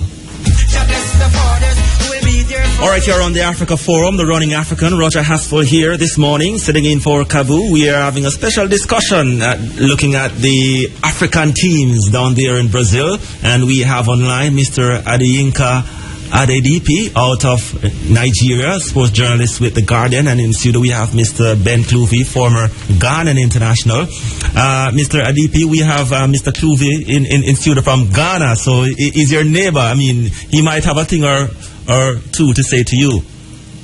Yeah, good day, sir. How are you? I'm fine, my brother. How you doing? Yeah, it's Ben Clouvey, formerly Benda Insurance, Wanyamu National Shooting Stars player. Oh, you? Yeah, and so now basically... coach? No, I play for Benda Insurance. Okay, who's on the line, please? Ben Clouvey. Hey, Ben Clouvey, I know Ben Clouvey. You know Ben Clouvey? Yeah, I know you. Yeah, Jamaica now. Actually, I want to congratulate the Nigerian Football Association for taking this big step, choosing Stephen Keshi as a national coach. That is the dream for all the African footballers, because we know that having our local coaches, we can go far, because they understand us and they know what we want and what we don't like. You understand? So I really give thanks to God that Nigeria is taking the same step as the Ghana is taking. The players in the camp now, I believe they can do well because most of them are playing in the highest level, and I know Nigeria is going to do well. So I wish you all the best in the competition. Yeah, thank you. Thank you, my brother. Yeah. Let us look at your group. You will play tomorrow. You open your campaign tomorrow against Iran. Then you're going to meet Bosnia-Herzegovina, and then you close out against your nemesis, Argentina. What are your thoughts on Ghana coming through this group? Well, like you already said, Argentina is Nigeria's penalty, even at the underage competition and at the senior level. But I think this is a new thing is going to happen. Against Iran, I must tell you, on paper, Iran is the weakest in that group. But I tell you, there's no game that is easy at the World Cup. Yeah. You understand? Every country comes with the best players, the hope that can do them well. Against Iran, it will be a difficult game because their style, you need to grapple with the style of the Iranians. You know, they like this counter-attacking football, you know. That is how they need to qualify for the World Cup. So our defenders must be on their shoes. They must be ready, to do their defensive duty very well tomorrow. While our attacker must also be very ready to take the chance they are coming their way. Because in the game of football, we are seeing that, you know, it's not every time that you need to protect the ball for too much. When you get the ball, you push it forward in time and get the goals. Just like Holland did against Spain. So I hope the midfield will also, give a good account of the midfield rather, will also be here tomorrow to supply the party, the killer party that will be on the goal that will make against France. Like I said earlier on, it's not going to be an easy game, but I think it will be. And against Bosnia, we also have work back there like Kheru. So anything can happen in that game, but you know, as a patriotic Nigerian, I hope that we can get the goal. That will give us victory in these 2 games.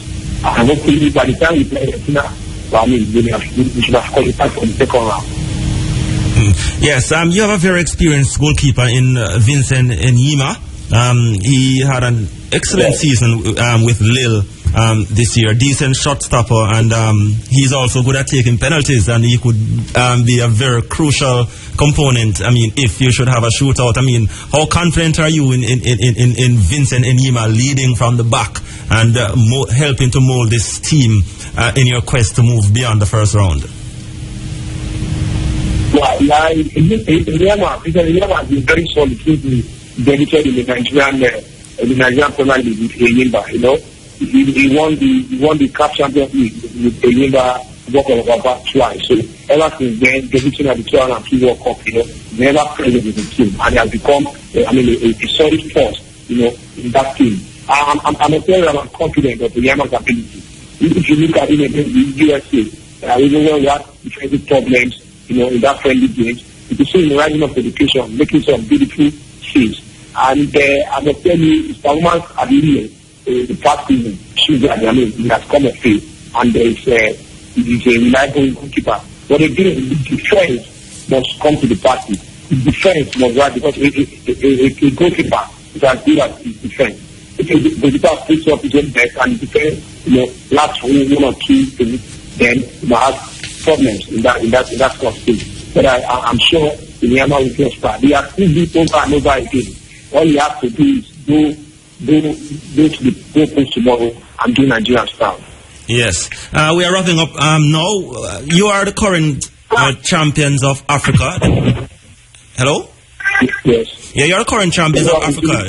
In many people's books, you basically surprised by winning the last Africa Cup of Champions. How much inspiration will you take from being the champions of Africa currently into this World Cup?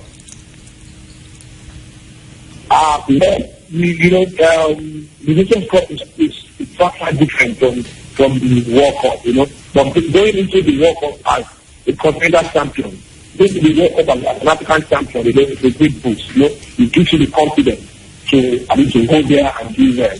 of the game. You know, everything depends on the first team. You know, we should be able to do that. Hello?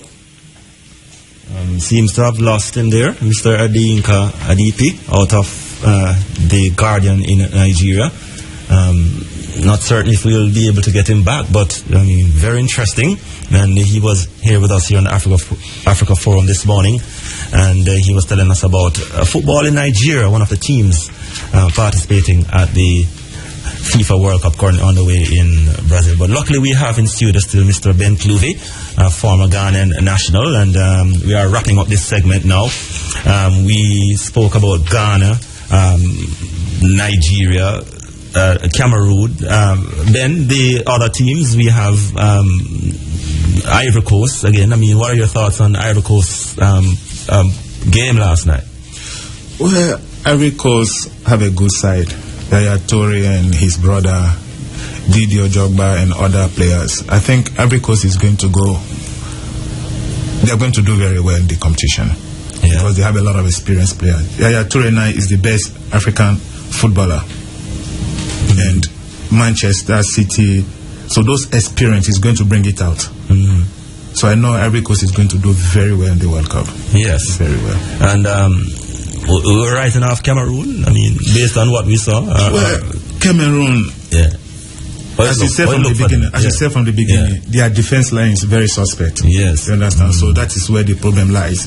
If your defense is not good, you are going to have a lot of problems. Yes. So Ivory Coast, we are not writing them off. If they go back to the drawing board and put their defense together, I know they can do very well. Yes, and of course they have Croatia next, which is the bottom of the table clash there. So they have to win that match. Yeah. If they don't win that match, that means they have to pack their bag and leave. And how about our really big friends from Algeria? What are your thoughts on them? Well, as I said, Algerians, they are just like maybe the other European teams that people don't focus on them. So I don't put too much emphasis on this thing. Okay, Algeria, of course, they play in Group H. And they meet Belgium, they meet the Korean Republic, and they close out against Russia, which looks a very, very, very easy group there. It's an easy group, but the problem with Algeria is, one, there's a lot of crisis in Algeria, and so I know it's going to affect them mentally. And I know they have a star playing, Sofiane Feghouli. He plays for Valencia. He's one of the top players there. But Ben, before we wrap up with you, it's today's Father's Day, of course, and it's a special Father's Day program here on IRI FM. They're running Africa Forum. And what about your Father's Day? What does it mean to you? Well, Raja, Father's Day is very, very important to me in life. Yes. Because as a father, you have to stand for your responsibility. Sure. And I thank God that most fathers in Jamaica are standing up for their responsibilities. Well, we can't write everybody off, but some of them are doing their best. This morning I wake up, when I pick my phone, my two boys send me a message from Ghana, Happy Father's Day. They have made my life because I'm there. So I wish the same to all good fathers in Jamaica and all over the world. Yes. As a father, we have to stand up for our responsibilities. If you want to make change, the fathers have to make the change first. Yeah, man. Yeah. So. Yeah, man. It's really a pleasure having you here this morning. We learned so much about, Africa's football and Ghana football in particular. And good to know that you could come here and share your experience and knowledge about Africa's and Ghana's football. And it was good having you this morning, and there'll be many more times we'll be calling upon your expertise. Yeah, thank you very much. Yeah, man. Thank you. And all the best, all right? Thank you. All right, that was Mr. Ben Cluvey, your special in-studio guest this morning on the Africa Forum. And, of course, we looked at Africa's football and the teams that are participating in the World Cup. And, of course, in about 8 minutes, we'll be having our special program that which you'll be hearing throughout the course of this month. Khanako, Brazilia, that's coming up shortly. But we have a break now, and when we return, we'll have much more here on the Africa Forum. God bless the fathers who will be there for their child. I'm like that father who will be there all the while. It's Montrenaco, Brazilia, and look at the African teams at football's ultimate showpiece. I'm Roger Haspel. Today we'll look at the two black African coaches who will be in Brazil. The first ambition of Ghanaian Kwesi Appiah and the Nigerian Steve Keshi at the World Cup is to reach a second round and end decades of failure by African coaches.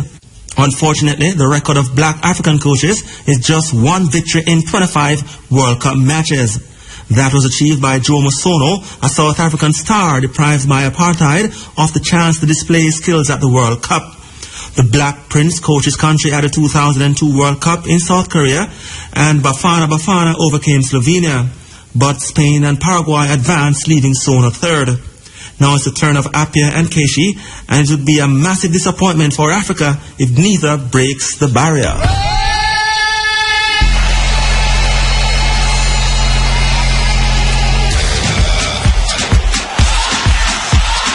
Ghanaian coach Kwesi Appiah was born on June 13, 1960. He was a left back who played club football with Ashanti Kotoko between 1983 and 1993. Appiah played for the Ghanaian national team between 1987 and 1992, appearing in two FIFA World Cup qualifying matches. He also captained the team. He has received technical training from English clubs Manchester City and Liverpool. Kwesi Appiah was Ghana's assistant coach between 2007 and 2012. Appiah was coach of Ghana Under-23s as they won the 2011 All-Africa Games. He was appointed as the head coach of the Ghanaian national team in April 2012, describing himself as underdog in the process. His Ghana team qualified for the 2014 World Cup in Brazil, making him the first black African coach to take the country to the World Cup. He was also given a new 2-year contract in May 2014. Appiah spoke about the positives they can take from the 2010 campaign and what they can do differently this time around. I believe that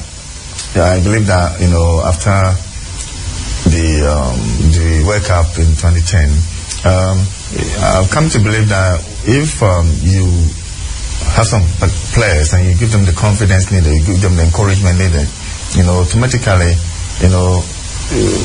they will also rise to the occasion. And football is of age. It's not like before that, you mentioned about 4-5 countries and, you think, they are going to win automatically. And I believe that looking at the quality of players we have at the moment, the most important thing is how we can size them up, how we can force them to push themselves in the fight to defend the flag of Ghana. In giving his reactions to the draw that puts the Black Stars against Germany, Portugal and the United States in their group, Appiah says if one wants to win the World Cup, then one has to be prepared to face the best teams at any stage of the tournament. Yeah, I think so as well. Talking of Germany, Portugal, US, Ghana, I tend to like to look up there. I said before the draw that, once you prepare to go to the World Cup, you must be prepared to face anything that comes your way. If you want to win the World Cup, you need to beat all the teams in your group. Portugal is a very strong side as well. The most important thing is we need to prepare very well so that, we'll be able to face each team that comes our way. It's not going to be easy, but we need to make sure that if you want to go to the next round, make sure you beat them. This is Africa. Nigerian coach Steve Keshi was born on January 23, 1962. He's a former defender who has managed the Nigerian national team since 2011. He's one of only 2 people, along with Egypt's Mahmoud El Gohari, to have won the Africa Cup of Nations, both as a player and coach. After a playing career, mostly with Belgian clubs, Keshi went to the United States to be educated in coaching. Keshi has been a part of the coaching staff for the Nigerian national team, most notably as head coach for the Junior Eagles at the 2001 African Youth Championship, which also served as qualification for the 2001 FIFA World Youth Championship without success. Between 2004 and 2006, Keshi coached the Togo national football team, unexpectedly bringing them to their first World Cup tournament, Germany 2006. Having secured Togo's unlikely qualification, he was promptly replaced by German coach Otto Pfister prior to the World Cup finals, after Togo showed a dismal performance and failed to advance to the knockout stage in the 2006 Africa Cup of Nations in Egypt. He worked as manager of the Mali national team after being appointed in April 2008 on a 2-year deal. Kheru was sacked in January 2010 after Mali's early exit in the group stages of the Africa Cup of Nations. Kheru became coach of the Nigeria national team in 2011. He led Nigeria to qualification for the 2013 Africa Cup of Nations, which they went on to win, defeating Burkina Faso 1-0 in the final. On November 16, 2013, Kheru's Nigeria secured qualification to the 2014 World Cup by beating Ethiopia 4-1 on aggregate in a playoff. We want to take game by game onto the last stage of the tournament. You understand what I'm saying? Anything can happen. It can be there, depends on, you need some element of luck, and you need some better organization. It's always a pride to be on top of the elite teams in the world. Nigeria being here today is a great achievement for us, and I think every Nigerian is happy about this situation.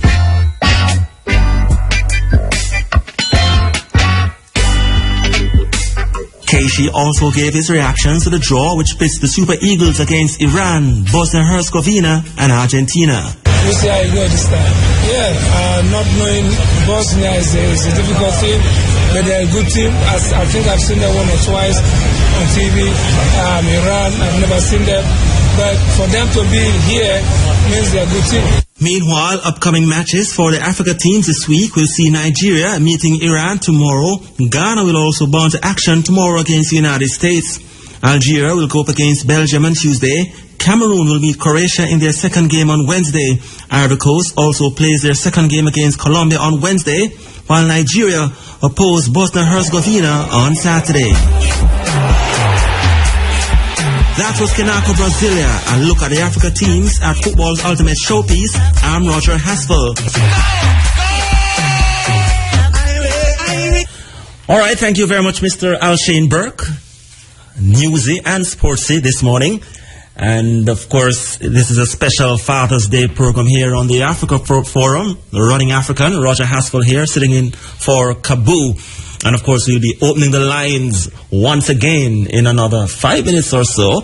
And we'll be going through the final hour of the program, taking your calls as you send your Father's Day greetings across Jamaica and across the world. So remember, at 9 o'clock, we will open the lines once again for you. And do remember, the numbers to call here at IRFM are 974-5051, 974-5079, 974-5043, and 618-0352 at 9 o'clock. We'll be taking your calls yet again. And let me just take this opportunity to big up my father, Frank Haspel, currently over there at Atlanta, Georgia, Stone Mountain.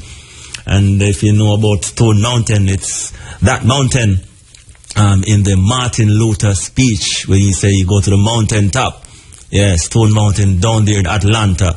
Been there already, and a lot of history there at Stone Mountain. So big up Frank Haspel over there in Atlanta, Georgia. Happy Father's Day to you, sir. And happy Father's Day to my brothers too over there in Bull Bay. And of course I can't left out my son them. Davian, have him young youth the other day. Yeah. And yes man. My son have him first daughter recently, yes, and my other son Raja. And of course my stepson Shakil, yeah. Alright, so happy Father's Day to all. And of course, remember, we will take your calls at 9 o'clock, where you can send your greetings up until 10 o'clock to all fathers across Jamaica and across the world. So we head into that.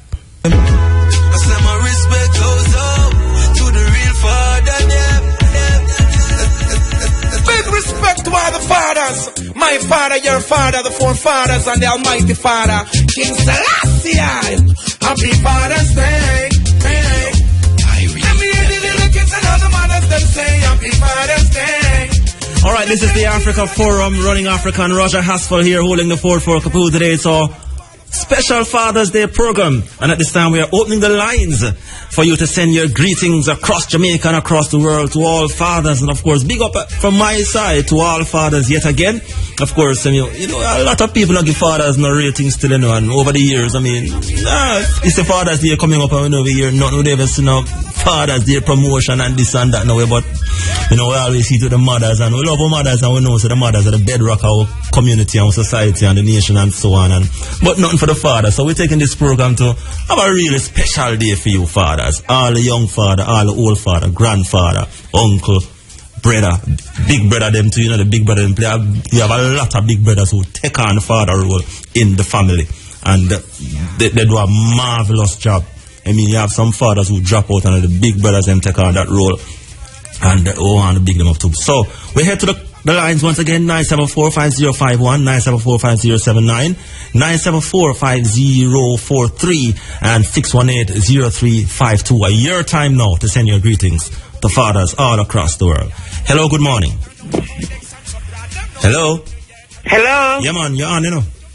Okay, good morning. Good morning to you too. I'd like to send happy Father's Day to my two wonderful sons, Gregory Bent and Ian Bent. Yeah. Coming from their mother, Pauline Bent, in Exton, St. Elizabeth. Okay. That's it? I hope they have a wonderful Father's Day. Yeah, man. Okay. Thank you very much. Yeah. All right. Father's Day. Let me hear the little kids and all the mothers that say Happy Father's Day. Hello, good morning. Hi, good morning. Yeah, man, you're on. Oh, yes, I want to send a few Father's Day shout-outs. Yeah, man, right now. I want to say Father's Day to my father, Mr. Dalton Pusey. Work at the back of a hospital. Yeah. Also to Mr. Charles Morgan over there in Davidson. Also to Schubert Salmon in Franklin Town. To my uncle, Mr. Renford Hibbert in Newmarket. And all these greetings, it comes from DJ Keisha in Kingston. In Kingston. Have a wonderful day. We're in Kingston. Blessings. We're in Kingston. Basically, I'm in Red Hills. Red Hills, all right. Cool. Yeah, man, have a good day. Hello, good morning. Yes, greetings. Greetings, sir. Yeah, we just call to interject in this greetings part. Yeah, man, your time. To wish the continental footballers, the African footballers, them are the best. Yeah, man, so me say too. And we want to bless up all the fathers on the team, them, you know. So me say too. Yes. You make a sound there a while ago say fathers, you know, fathers don't get no big up. Yeah, man. Big, but yeah, father get big up, you know. The highest big up father get, man. Yeah. Anytime people listen good and note it. Anytime people are called upon God, what I said before God. Father. A lot of people. Father God. Yeah. Father God. But what big up you want more than that?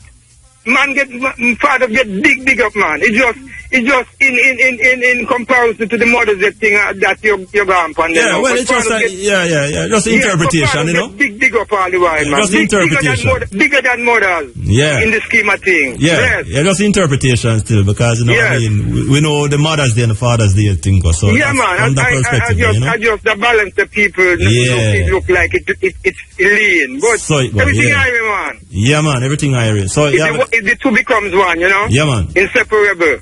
Yes, sir. Bless up. All right, this is the Father's Day special here on the Africa Forum, Running African. Good morning. Hello. Am I in? Yeah, man, you're on. Me? Yeah, man, you're on. You're live. Go ahead. I want to send Father's Day greetings to Greg Campbell. Yes. In Johnson Mountain, and my uncle. Yes. And my uncle Norris in Johnson Mountain, and Uncle Clinton, and my grandfather Garland Melbourne Morrison, and my uncle-in-law Burnett Leo Graham. Yes. And my other uncle Richard Morrison and Denver. Yes. And where are you calling from? Johnson Mountain. Johnson Mountain. All right. And Clive, also in Johnson Mountain. All right. Good morning to all the fathers down there in Johnson Mountain. All right. Thanks. Yes. Thank you. All the best. All right. Hello. Good morning. Hello.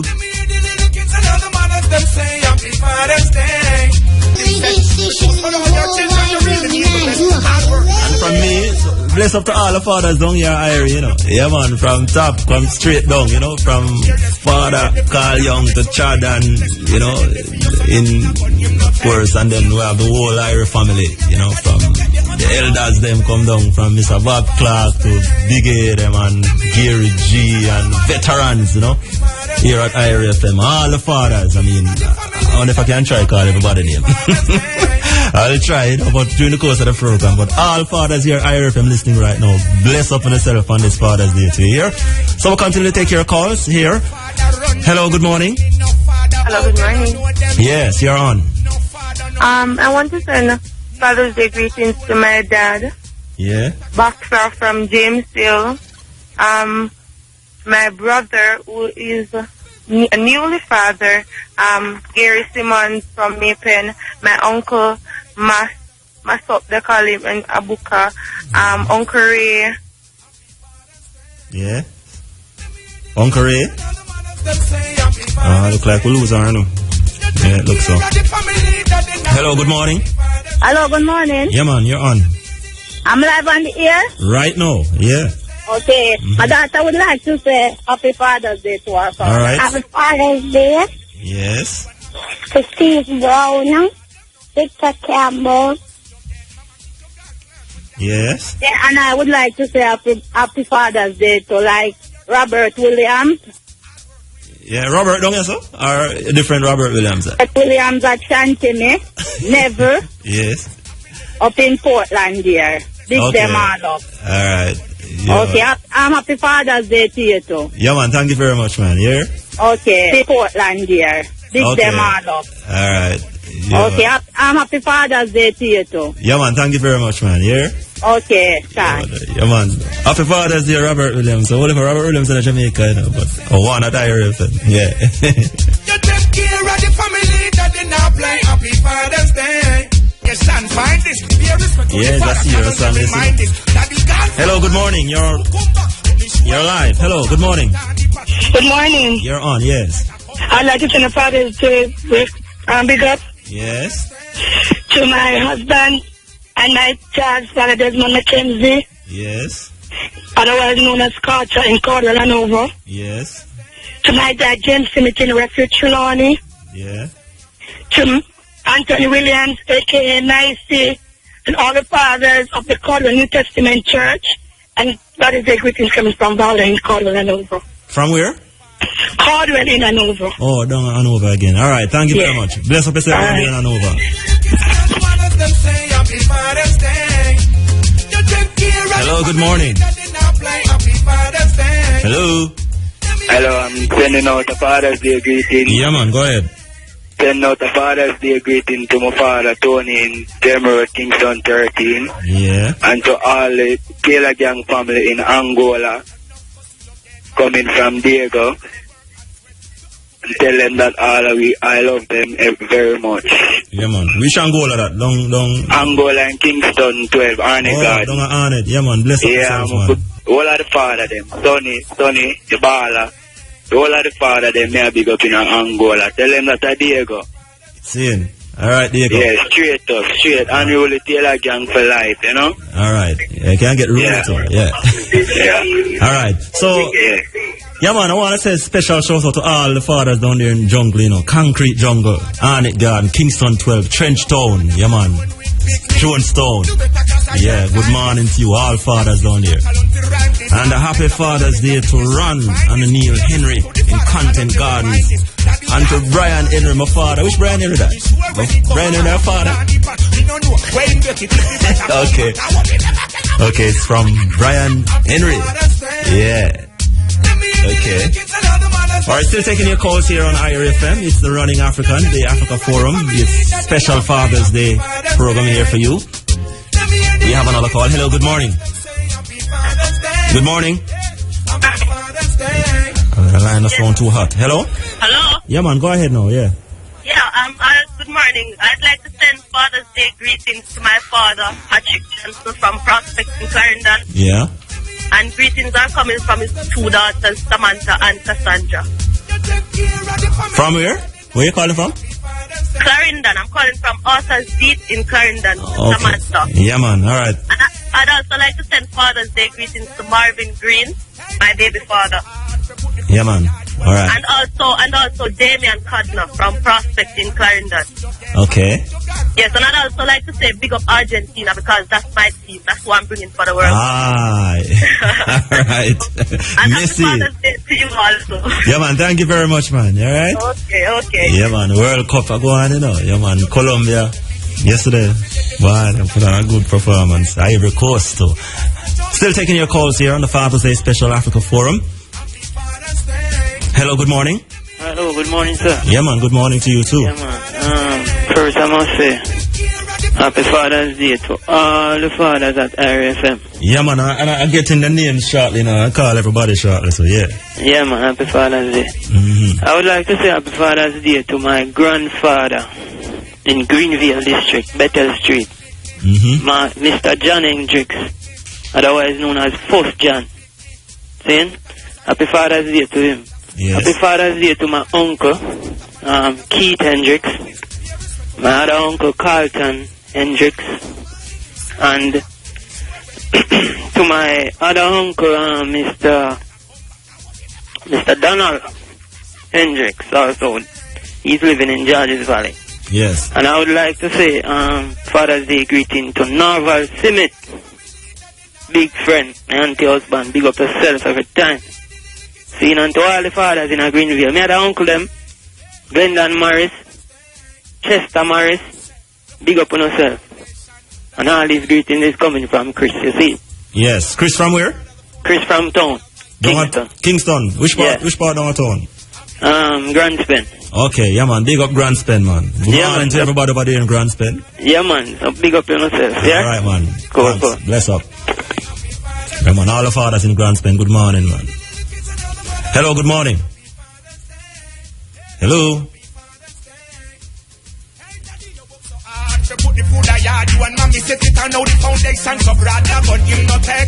Father's Day special. Hello, good morning. Good morning. Yeah, man. Good morning. Good morning to you too. Yes. Yeah. Happy Father's Day to you, man, and all the fathers in Ivory. Yeah, man. Thank you very much. And everybody. Yeah, but I'd like to send Father's Day greetings to my son and my father, Benjamin Cox.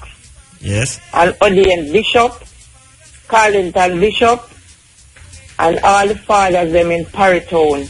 All these greetings is coming from June Bishop in Paritown. May God bless you know. Yeah, and man. bless all the fathers them continually. Yeah, man. Bless everybody down there in Paritown too, man. Alright, thank you. May God bless you know. And bless all the fathers them continually. I should never turn on our radio, you know, but remember to when you call here at IRFM, please to turn down your radio or turn it off before you get on air, because when you get on air and it's still up, confusion in the studio here more time. I'm tired of hearing the announcers then I say the same thing over and over and over and over. So I have to continue to. Please turn down your radio, turn it off if necessary when you're calling through here to go on air on IRFM.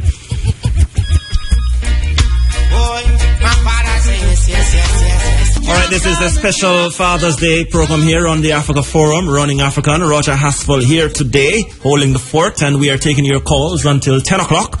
And the numbers to call once again are 974-5051, 974-5079, 974-5043, and 618-0352. And a big up to Imimi over there in New York. Brother, father, everything. Bless up yourself, Imimi, Kwame, and Amani. Yes. Hello, good morning. Morning, Roger. Yeah, man, good morning to you too. Happy Father's Day to you and the fathers at Higher FM. Yeah, thanks. We miss Sister Kabu.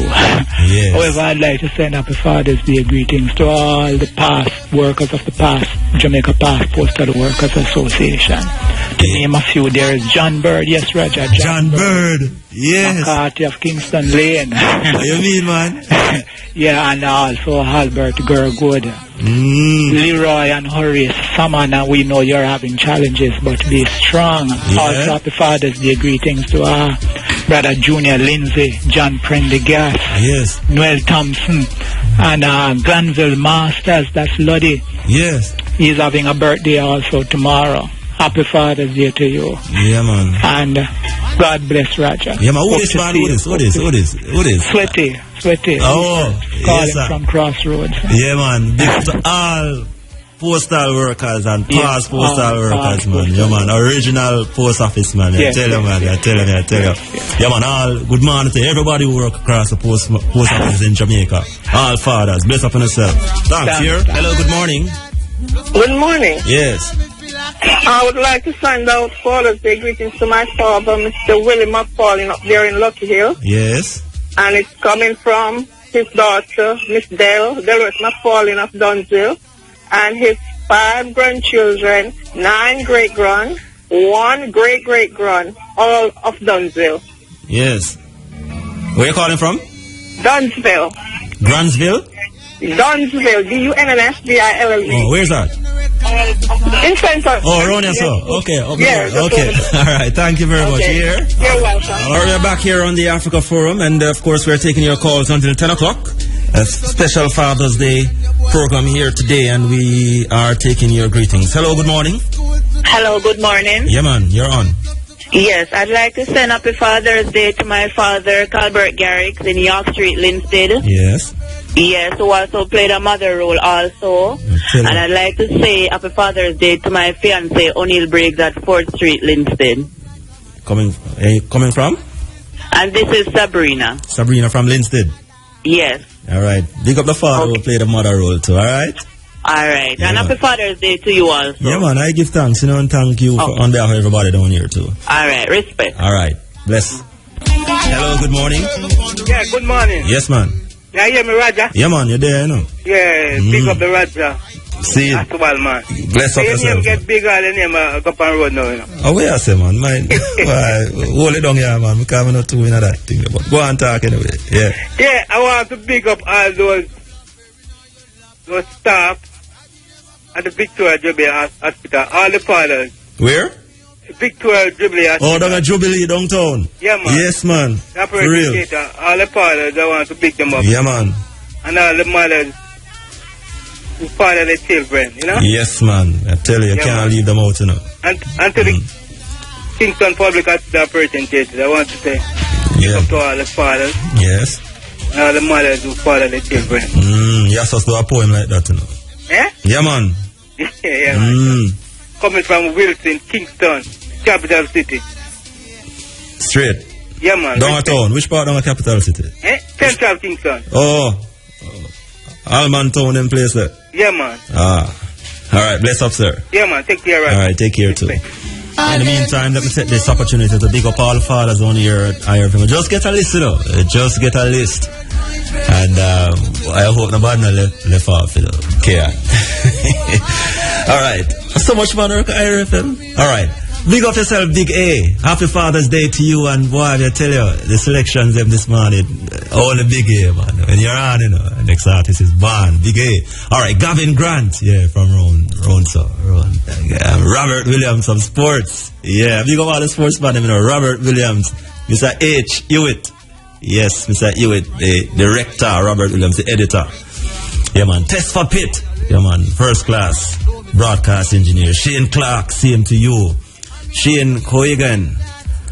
Ron Machette. Yes, good morning. Bless up yourself, Mr. Ron Machette. DJ Wayne. DJ Smurf. GT Taylor. DJ Ashile. Bob Clark.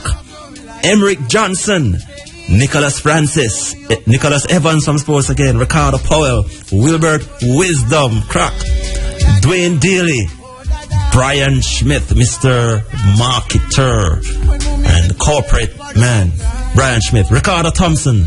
George Williams, Noran Price, Duval Pearson, Digital Chris, Franklin McKnight, Erin Dyer, Kenyatta, Paul Phillips, Garfield Stanley, and Jermaine Hoylett.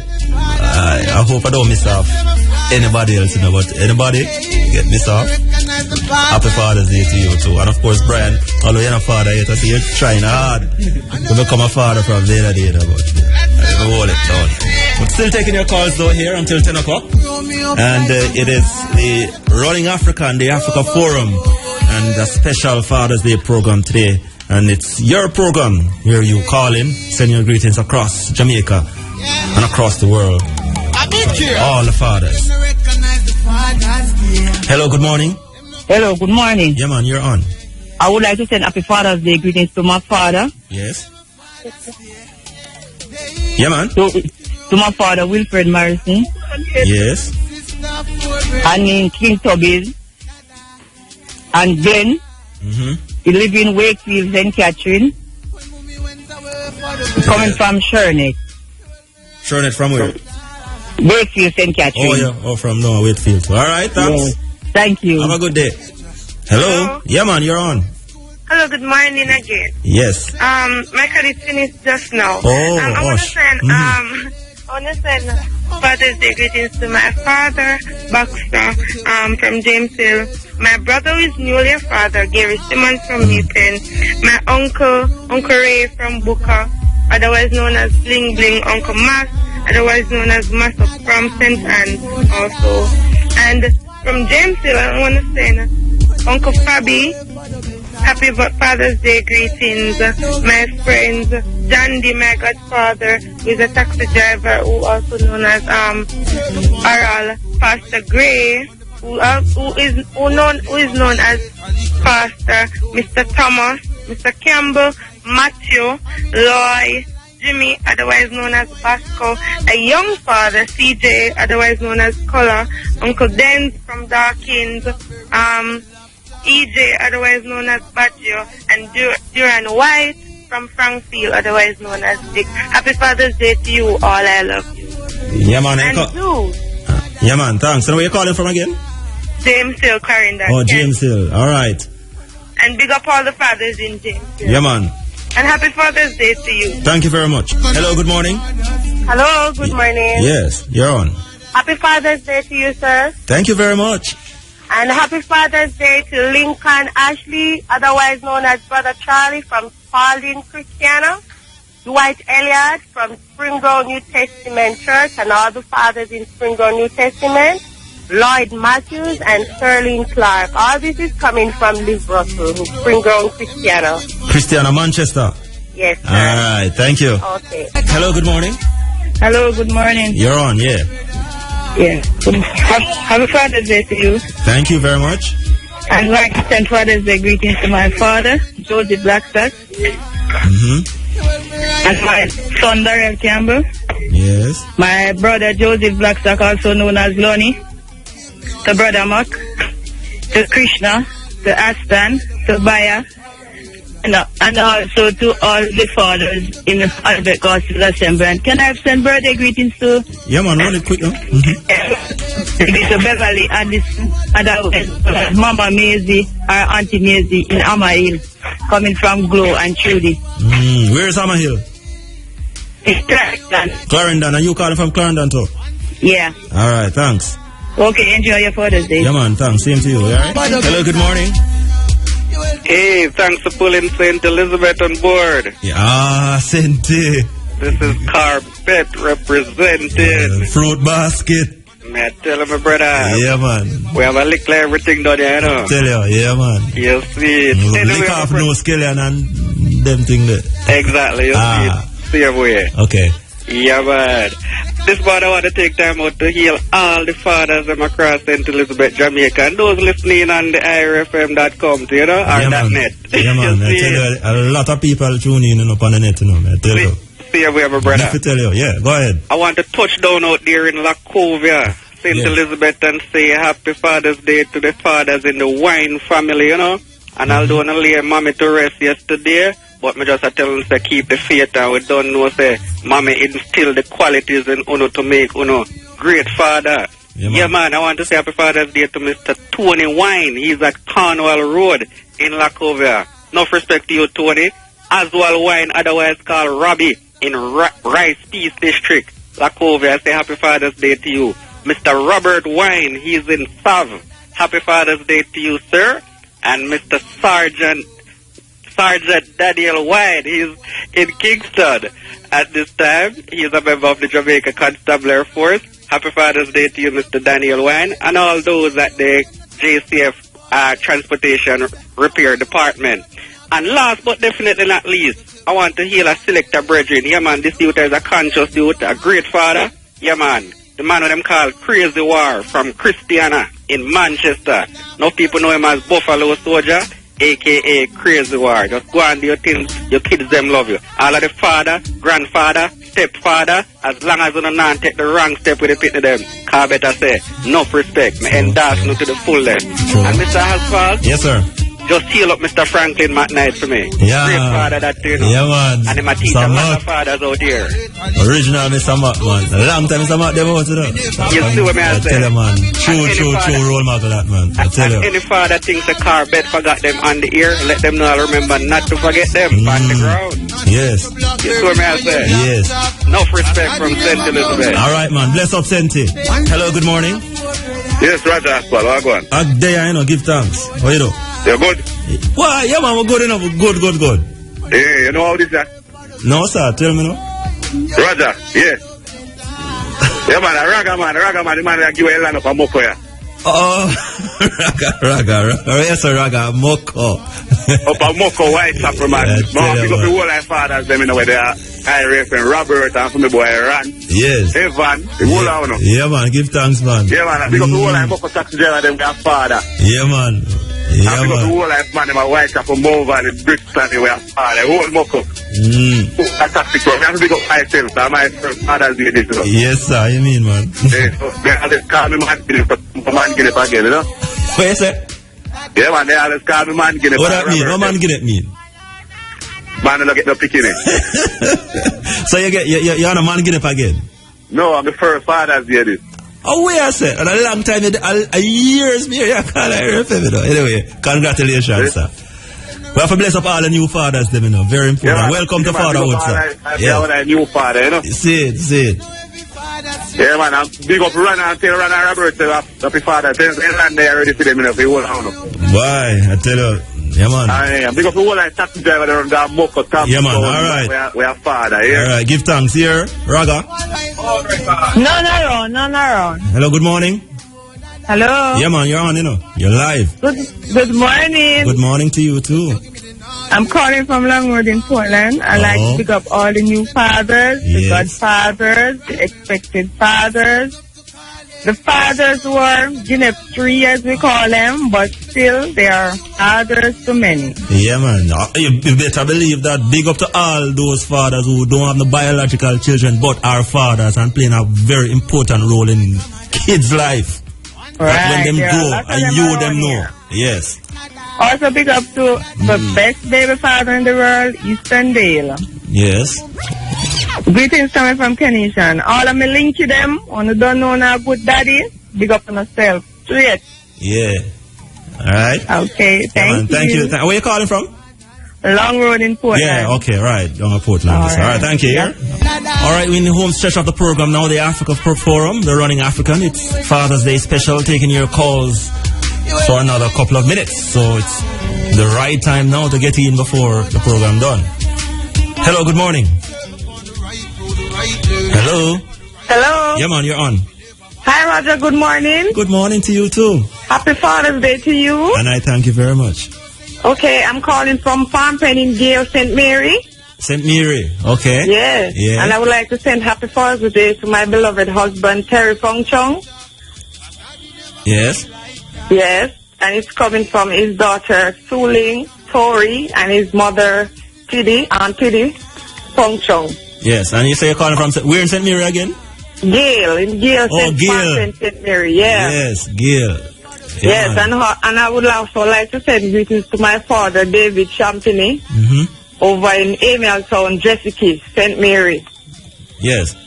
Yes. All right. Thank you. Yeah, thanks so much. Yeah, man, thank you too. Okay.